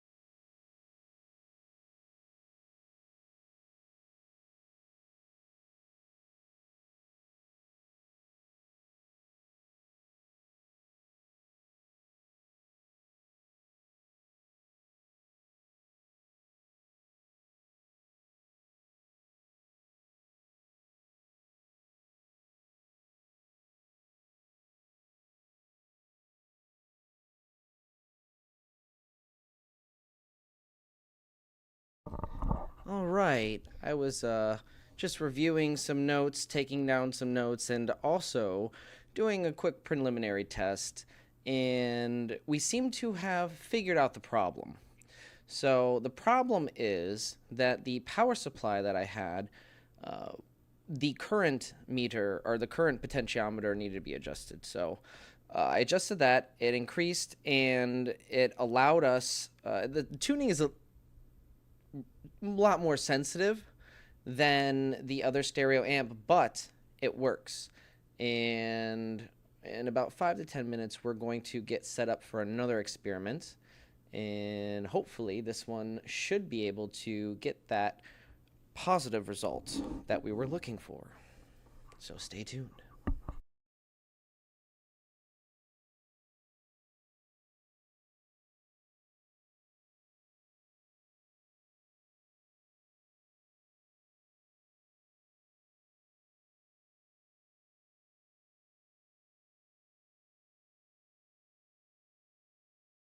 You might have heard a Joule Thief circuit hum to you before, but have you ever heard a Joule Thief circuit actually sing to you?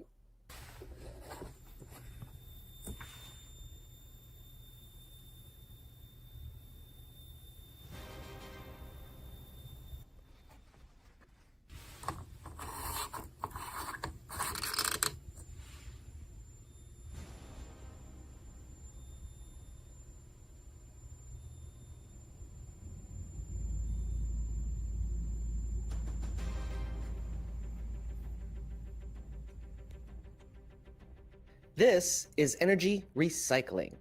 15.5 hours of continuous power compared to just 2.5 hours off of a standard inverter. While this traditional inverter already maxes out at 88.5% efficiency, we're breaking every limit with my Vortex coil system. This standard DC to AC inverter will only run for 2.5 hours on 12.2 watt hours of energy. But my system provides energy for a whopping 15.5 hours off of the same 12.2 watt hours. That's over 6 times more efficient. Not only that, the system will keep powering my lights well past 12 volts on the battery. This isn't just an upgrade, it's a new industrial revolution. This is the energy of the future, and you are powering it. Imagine a world where energy is infinite, where the power to fuel our lives doesn't come from burning the past, but from harnessing the future. This is the breakthrough that changes everything. 0-point energy, the power of the universe itself, unlocked, and you are the reason it is possible. While the world sleeps, you're awake. While others talk, we are building. This isn't just technology, it's a revolution. And it's happening right now, powered by you. So thank you so much for joining me here on Beneficence TV and supporting our goals in open sourcing 0-point energy technology and disseminating all forms of forbidden knowledge. Changing the system, treated like a toy. Ideas misunderstood, but brilliance is his boy. Benefactor boy, can't you hear his voice?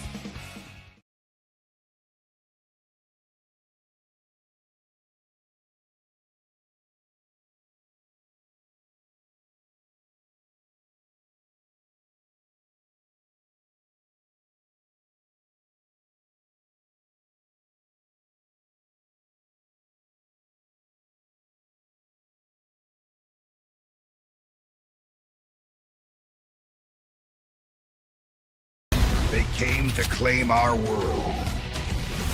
What they didn't count on was him. Showtime! Hail to the king, baby! Well, so cymatics would be the closest thing in a physical medium that we could use in order to visualize the material shifting and creating more coherent geometries. Some people work with salt, some people work with Sedona red rock, some people work with shungite powder. Each one of these types of powdered minerals will potentially have a different impact when different frequencies are applied to them. So this geometry is from the plasmoid unification model is now getting imprinted into the electromagnetic field, and the EMF mic is proving it. So can I see someone's cell phone again? Can I see your cell phone? And then we'll just put the phone into the field. Look at that. So this is your brain. This is your brain on EMF.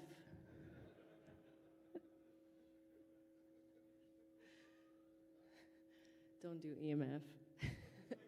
Just kidding. You can do it. Just, create some boundaries. Right. Yeah. Yeah, nothing new under the sun. Sorry? With permission of the owner. Can we pass this around? Okay, yeah, so you're the one who came up with the idea. It's your responsibility if it goes missing. It's such a special thing, and I have to thank the Matsumoto family for entrusting me with the project. Far in the universe, nuclear collapses very often take place by the gravitational force after stars consume their fuel. Since the electromagnetic force is about 40 orders stronger than the gravitational force, it should be easy to induce similar nuclear collapses by the electromagnetic force in laboratory. But we never knew until now how to do that. Recently, the author, Dr. Takaaki Matsumoto, discovered a nuclear collapse which was induced by the electromagnetic force in laboratory during studying the mechanisms of so-called cold fusion phenomena. Several kinds of nuclear reaction which were directly induced by the electromagnetic force, called electronuclear reactions, ENRs, were found so far to occur in a special state of hydrogen clusters called itonic clusters, or micro ball lightning. The nuclear collapse was one of the most remarkable reactions among ENRs, called the electronuclear collapse. Furthermore, very amazingly, completely broken materials by ENC were found to be regenerated to thin tubes and films of conventional elements such as carbon, oxygen, and iron. The latter process is called electronuclear regeneration. So those are your crenellated spheres? Okay, on the subject of the crenellated spheres. In several systems, if you have, at the bottom of a yin vortex, you are, in my view, at that point, you're twisting the ether in such a way that at that point, it starts to unravel matter. So in my presentation, I showed you this structure where I placed a Marsa gas, which has a special component in there, which is released when you burn the gas, and that produces this magnetohydrodynamic structure, and it has a vector down to a point where there's it's a torsion field, and it has a focus where in the structure of the physical vacuum at a quanta scale on a toroidal level above, there's the interaction between that vector and the toroidal vector of the structure of the physical vacuum above, okay?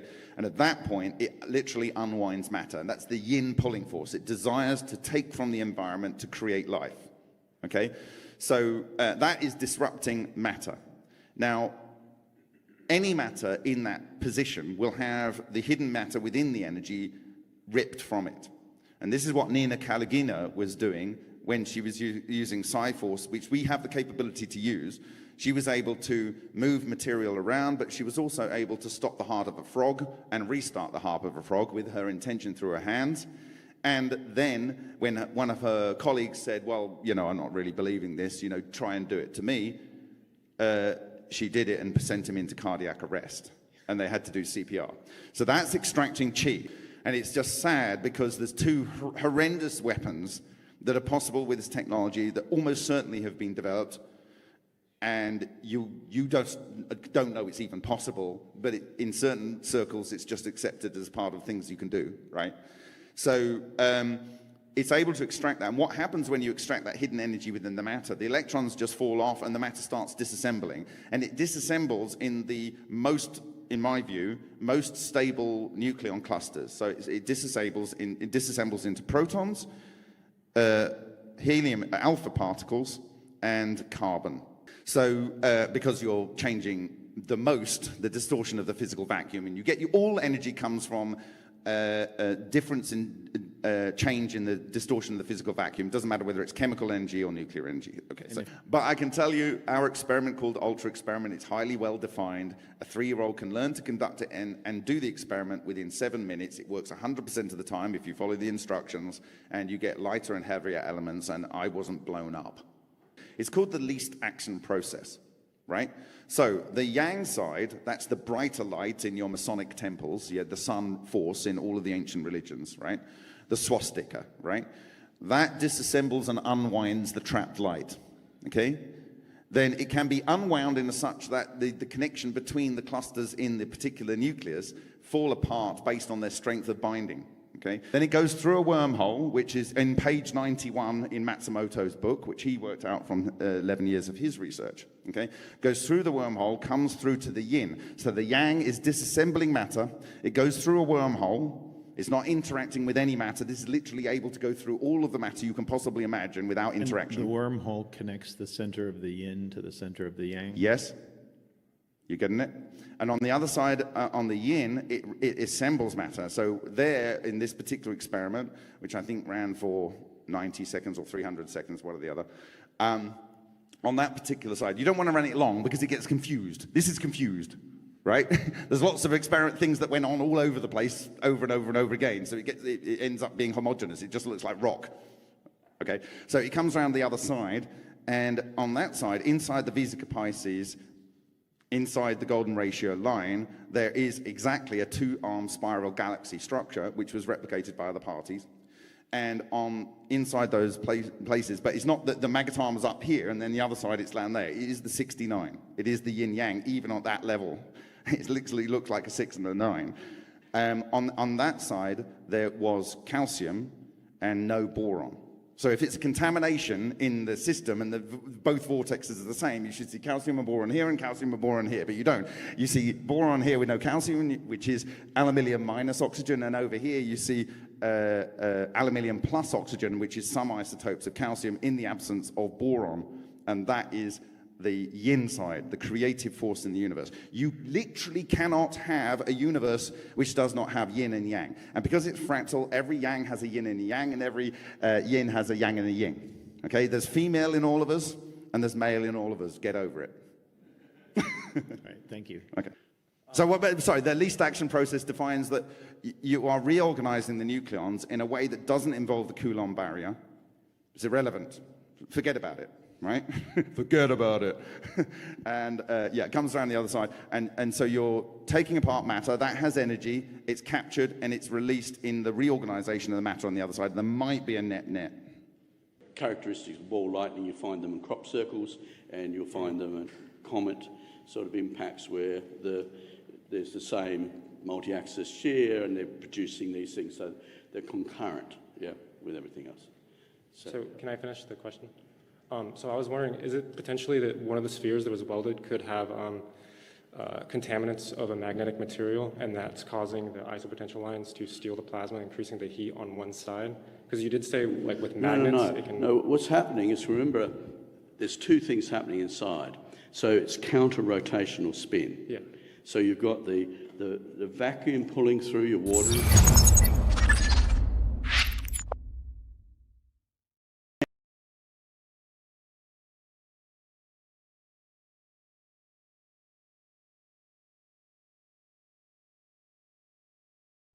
Alright, and we're back. I'm gonna hook up the experiment again. I fixed the problem, and we should be able to get some positive results now.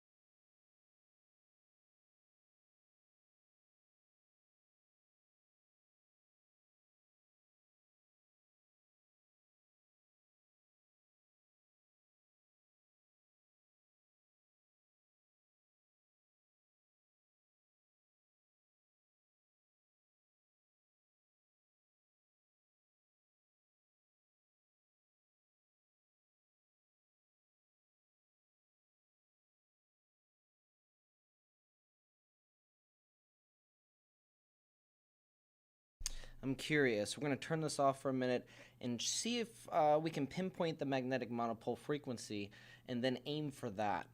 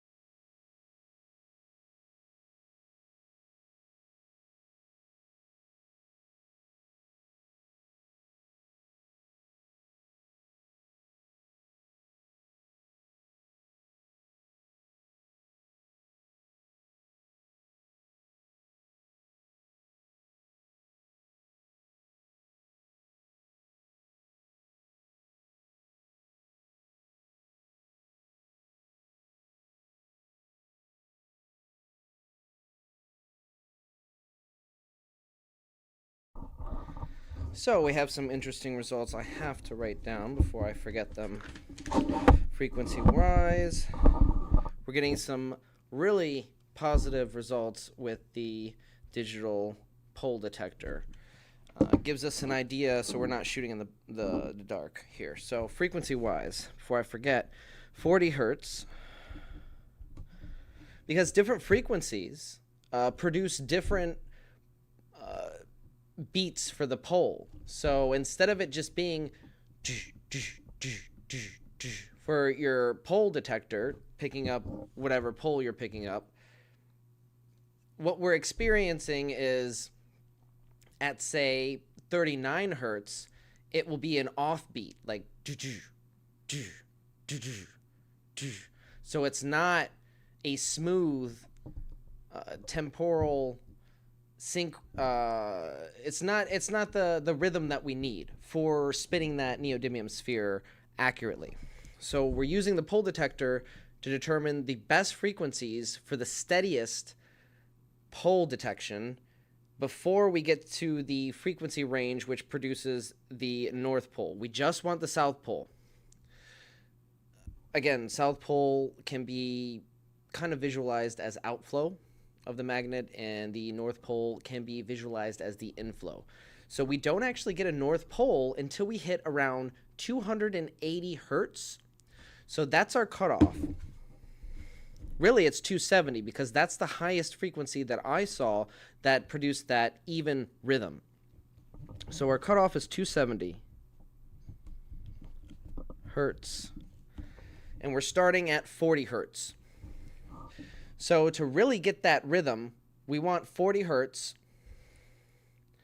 41 hertz and 42 hertz produces an offbeat. But 43 hertz, I found, is actually a good side note. Because what that one does is it seems to produce an on-beat extra pole. So what I mean by this is it's on beat, but it seems to be a fast do-do, do-do, do-do, do. So we're going to try that one as well.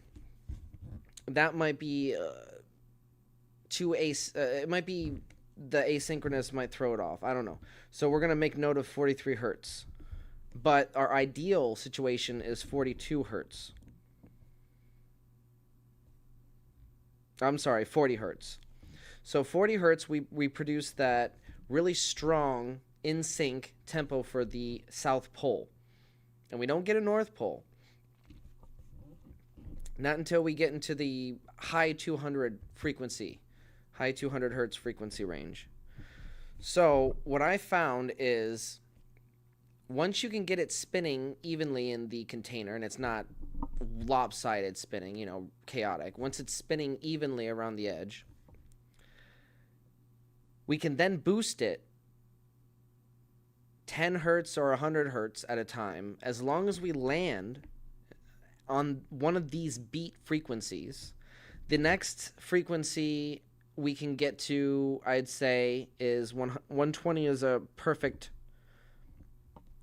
And that's honestly what what we were testing with the giant neodymium sphere. That was my goal, is to get that one up to about 120 hertz, because that seemed to be the best, producing the best results. Now,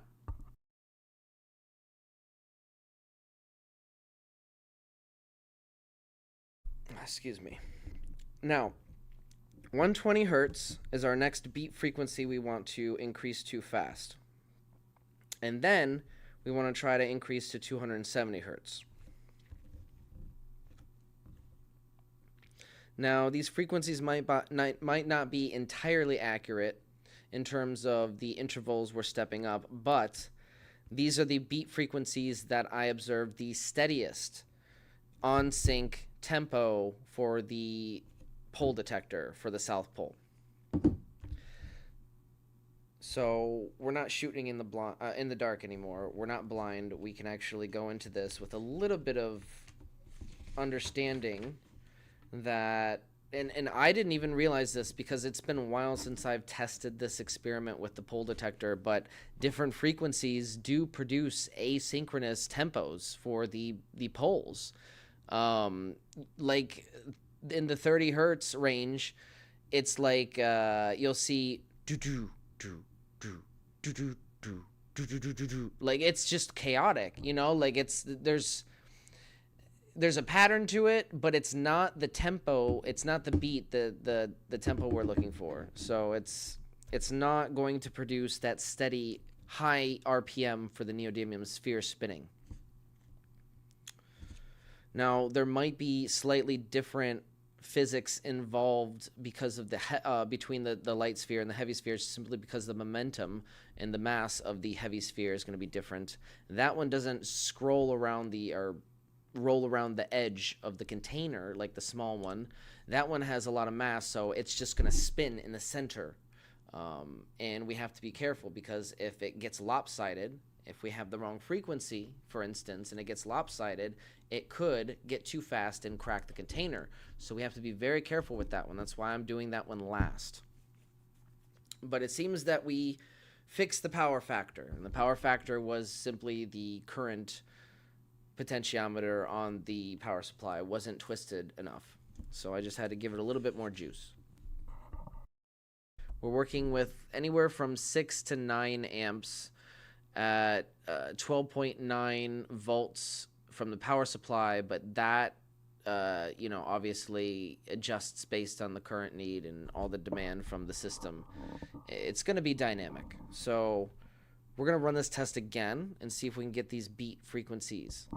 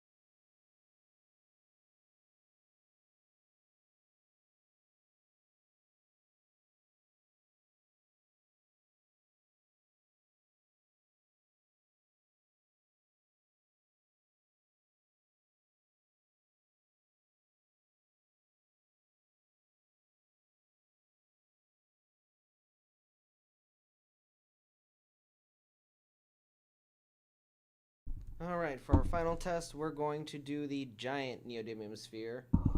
This little one is having difficulty really gaining momentum.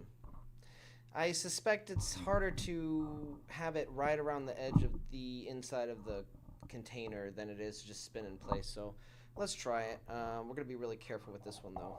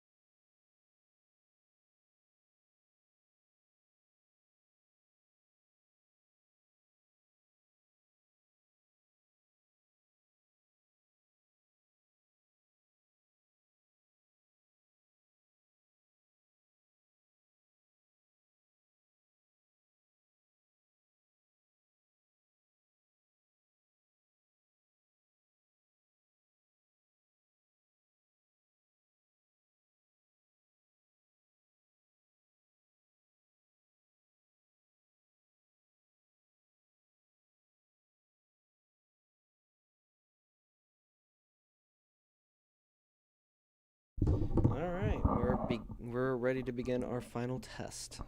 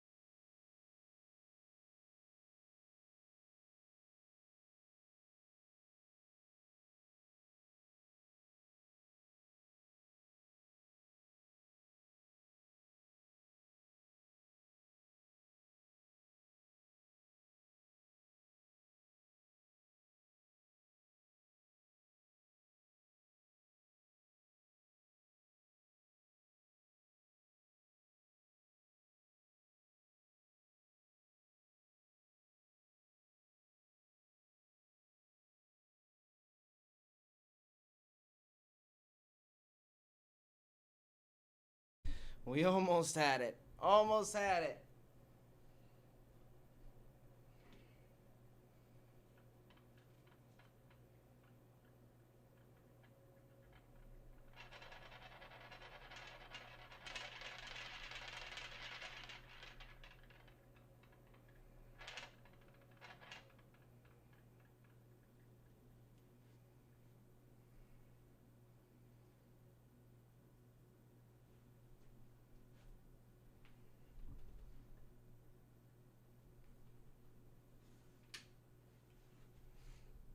A little bit too much power going back into this amplifier.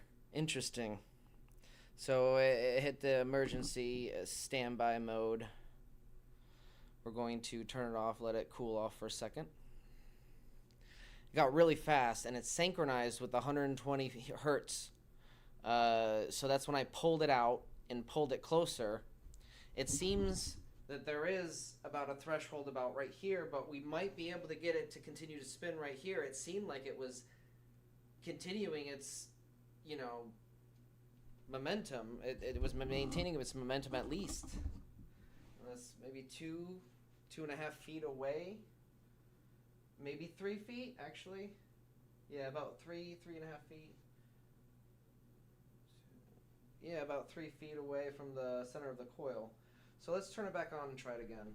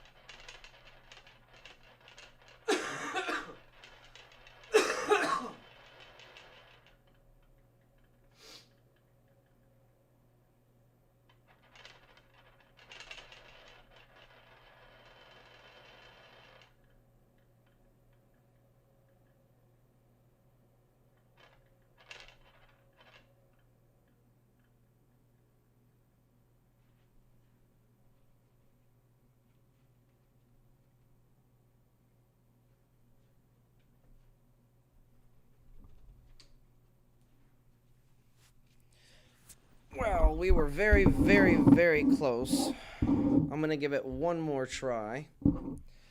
Wow, we were close. I'm not positive, but it seems like it does better with a phase change. I'm going to try changing it instead. Actually, now that I think about it, I'll try a 180 degrees phase shift with the sine wave and the square wave. We're going to try it one last time with that. I tried it with a 90 degree phase shift. It seemed to work a little bit better that way with the sine wave, but we'll try it with the 180 degrees phase shift on one of the channels. It seems like we were able to get it, I believe, using the sine wave at the highest stable frequency. We got it at 120 hertz, and it was stable inside the container, spinning really fast. And then I brought it close to the camera, and I think I crossed the threshold. I don't think there's enough power going to it to fully synchronize, maybe. I'm not really sure. We can try it with the battery. The battery might be able to pull a little bit more amperage before it shuts down. You know, like the stereo amp will shut down after it pulls more than, I don't know what the cutoff is, probably like 10 amps or something. At least with the power supply that I have, I think it's 10 amps. And anyways, we are actually overheating it a little bit, so I'm giving it a few minutes to cool down again before we start the experiments, because it seems to be getting, I don't know if it's getting hot and overheating or what, but we are just pushing it a little bit too much. So we're going to give it a few minutes to cool down. So close, so close.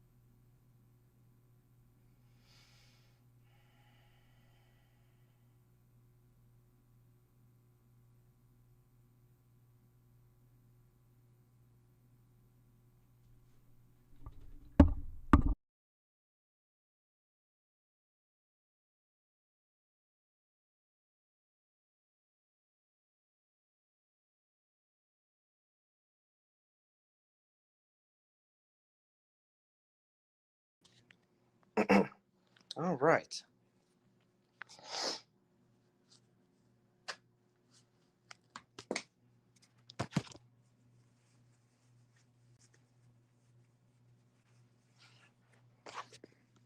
We have our beat frequencies. We hooked it up to the battery this time. Hopefully it gives us a little bit more power. 12.64 volts on the battery. We're going to monitor that. If it starts doing anything crazy, I will zoom in on the voltage. Hopefully the voltage starts increasing.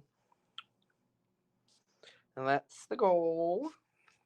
That's the goal. All right. I think we're all set. Let us start.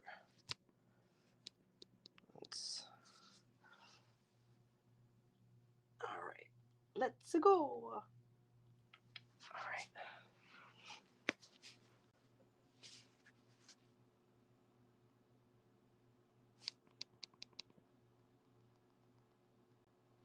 I'm not getting any effect. Interesting.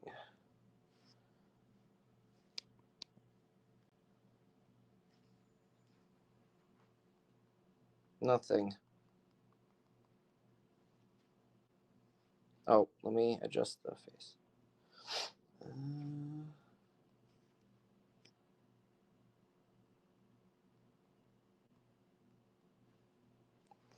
Okay, yeah, no, it's not doing a damn thing. All right, let us cut this out real quick. Why isn't it doing a damn thing?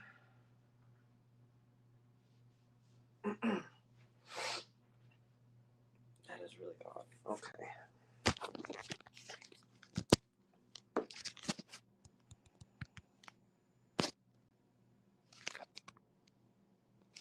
Oh, I see. With the lab cam.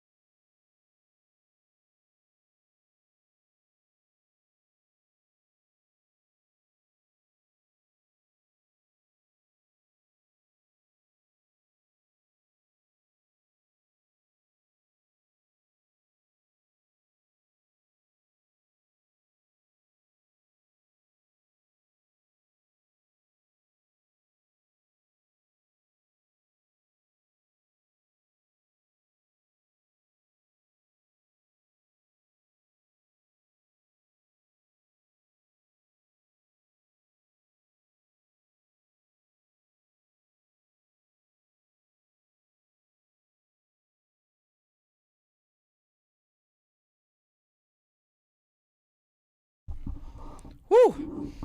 I think I might have smelled some ozone. The fuck is this? Stupid Streamlabs, come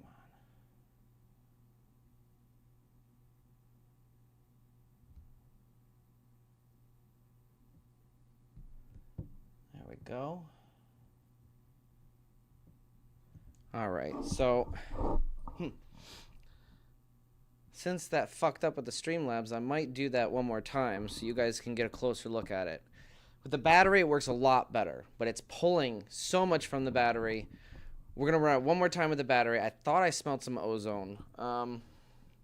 It was spinning fast. We got it way faster than ever before with the power supply or anything else. We got it way past 120 hertz. I want to try to get it to 270 hertz. It's getting kind of violent, so we have to be careful. I'm going to run it one more time since Streamlabs fucked up, and I'm going to leave this mic open. It did increase the voltage for the battery briefly, so it is doing the Wattman reduction. It's having that same result. So obviously, we want to look for any kind of range that it increases the voltage while it's powering this device the fastest.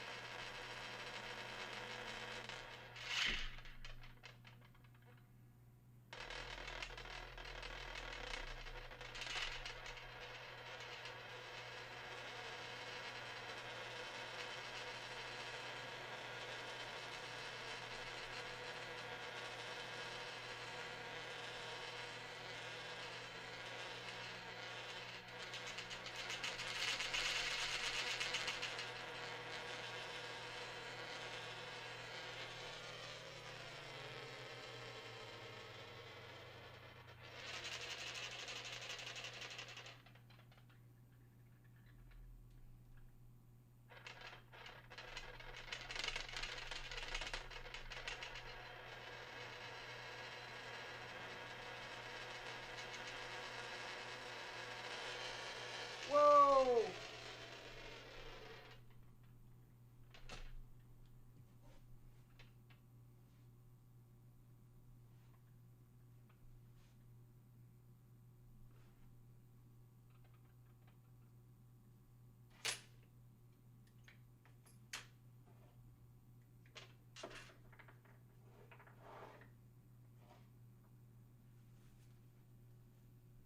Woo! All right, we got it up to 160, yeah, 160 hertz, spinning really fast. But at that speed, it was actually smoking some of my insulation around the wire, meaning the wire was getting really hot, too hot for maybe the coil to handle. So maybe the methodology of increasing the power at this point is, well, we know we have enough power. So I think the method needs to be tweaked. We have very positive results with the 12-volt battery because the battery seems to be able to push a lot more current through the system. Now I am going to have to quickly put that battery on the Bedini SSG to recover it, because it is already partially sulfated. It still needs to be recovered a little bit. But we could try the negative charged battery, but I need that to charge the other battery right now that I'm thinking about it. And it's getting kind of late. I want to take a break before we go on Mike's show. I think we're going to go on Mike's show. I don't know. I haven't decided yet. But stick around. We might end up going on the League of Extraordinary Inventors in a few minutes. Oh my God. That actually hurts because you have to hold it with your arm extended for a period of time and then adjust the frequency. What I was doing, the best results that I've gotten, and it seems to be the same or maybe slightly better for the sine wave, but I tried it with the square wave, and that seemed to work okay, but the sine wave seemed to work the best without the phase. Oh, I didn't try the 180 degrees phase. Oh, damn. I forgot to switch the phase to 180 degrees. So we just tried the 0 phase change for that test. So for the next test, maybe we'll do another one on Mike's show tonight if I feel up to it. The wire was starting to smoke, and we do have to charge one of these batteries in order to perform that test. So maybe we'll charge one of these batteries up, and then on Mike's show do that second test with the 180 degrees phase shift for one of the channels. That seems like a good test to do because, oh man, I can't believe I forgot to switch that on the settings when I was trying that. I was distracted by the smoke. There was smoke coming from the coil. One of the wires on the coil was smoking. I'm assuming because it got so hot, it was melting some of the insulation. So that is a huge problem. We don't want to touch those wires when we're doing this. I really should have an extra set of hands when I'm doing these experiments, but that's not an option right now. We're going to charge this battery up. I'm going to take a quick break, and don't go anywhere. I'll start a new live stream in about 30 minutes if we decide to go on Mike's show and continue this experiment, because I really want to get this magnetic synchronicity. It's something that I've wanted to do ever since I built these coils, and it's something that maybe 2 people in the entire world have demonstrated online, and those 2 people are Jack Scholes and Daniel Nunez. And I have a good starting point of how they did it. I think I have all the pieces. I just need to rearrange them in the right order, if that makes any sense. So we're gonna take a break. I'm gonna think on the results of these experiments for a little bit. As I was saying, the best results I've gotten are with the sine wave in intervals of 10 hertz. So with the battery hooked up, it's actually able to do intervals of 10 hertz. Without the battery, with just a power supply, or the old mini amp board that doesn't output as much power, it's just not able to keep up as fast. So I think that's a big problem is the power throughput, how much power you actually have available with your source. And that's going to play a key difference in this magnetic synchronicity, unlocking the secret to synchronizing the neodymium sphere to the point where it's not really going to affect it. Like, we had it pretty far outside the coil, but in my opinion, I don't think increasing the power at this point is going to make it lock in at any further distance. And I don't understand why. I need to think on it. So if anybody has any ideas, please let me know in the chat. I will be taking a break and be starting a new stream for the League of Extraordinary Inventors, which starts at 9 p.m. Eastern Standard Time every Friday. Whew. Hosted by Mike K. from Faraday Research. So see you there. Thank you all for tuning in this evening. We didn't get the results that I wanted, but we might have gotten the results that I need. Stay tuned.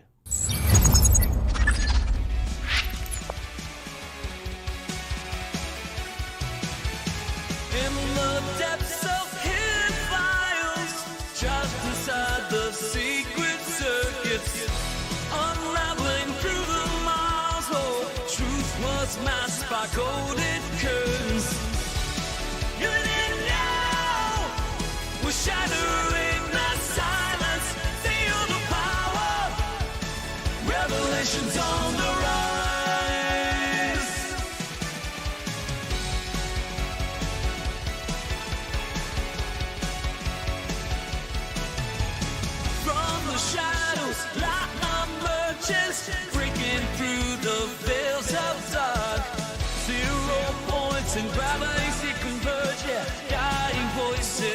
revelation starts. Ancient whispers call. They're begging us to open our eyes. We stand tall, defying all the lies. Living in now, we're shattering the Yes, we're putting a metal sphere. It's a neodymium magnet sphere in the center of the coil and spinning it up. The RPM is well over 4,000 when it's spinning fast enough, but we got it way faster than anything I've ever seen before. It was kind of scary fast. So I'm not even sure. I didn't have the tachyometer out. And because I didn't have the tachyometer out, I can't say for certain, but it was going fucking fast. I could guarantee you it was probably going at least 20,000 rotations per minute, at least, when we had it at top speed. And keep in mind, when we had it at top speed, I took it out of the sphere when it was stable, at least, and it wasn't, violent. It was just stable spinning in the center of the cup. I took it out, and it was able to spin very fast, stably, without it, losing momentum or anything. About, I want to say a half a foot. So we got it about a half a foot. At least that, I don't think we can consider a half a foot fully magnetic synchronicity, but it's very close. I think at this point we just have to fine tune the frequency, and we have to find all those beat frequencies and test them all out. And especially test the 180 degree phase angle shift that we might do later tonight. So, see you there.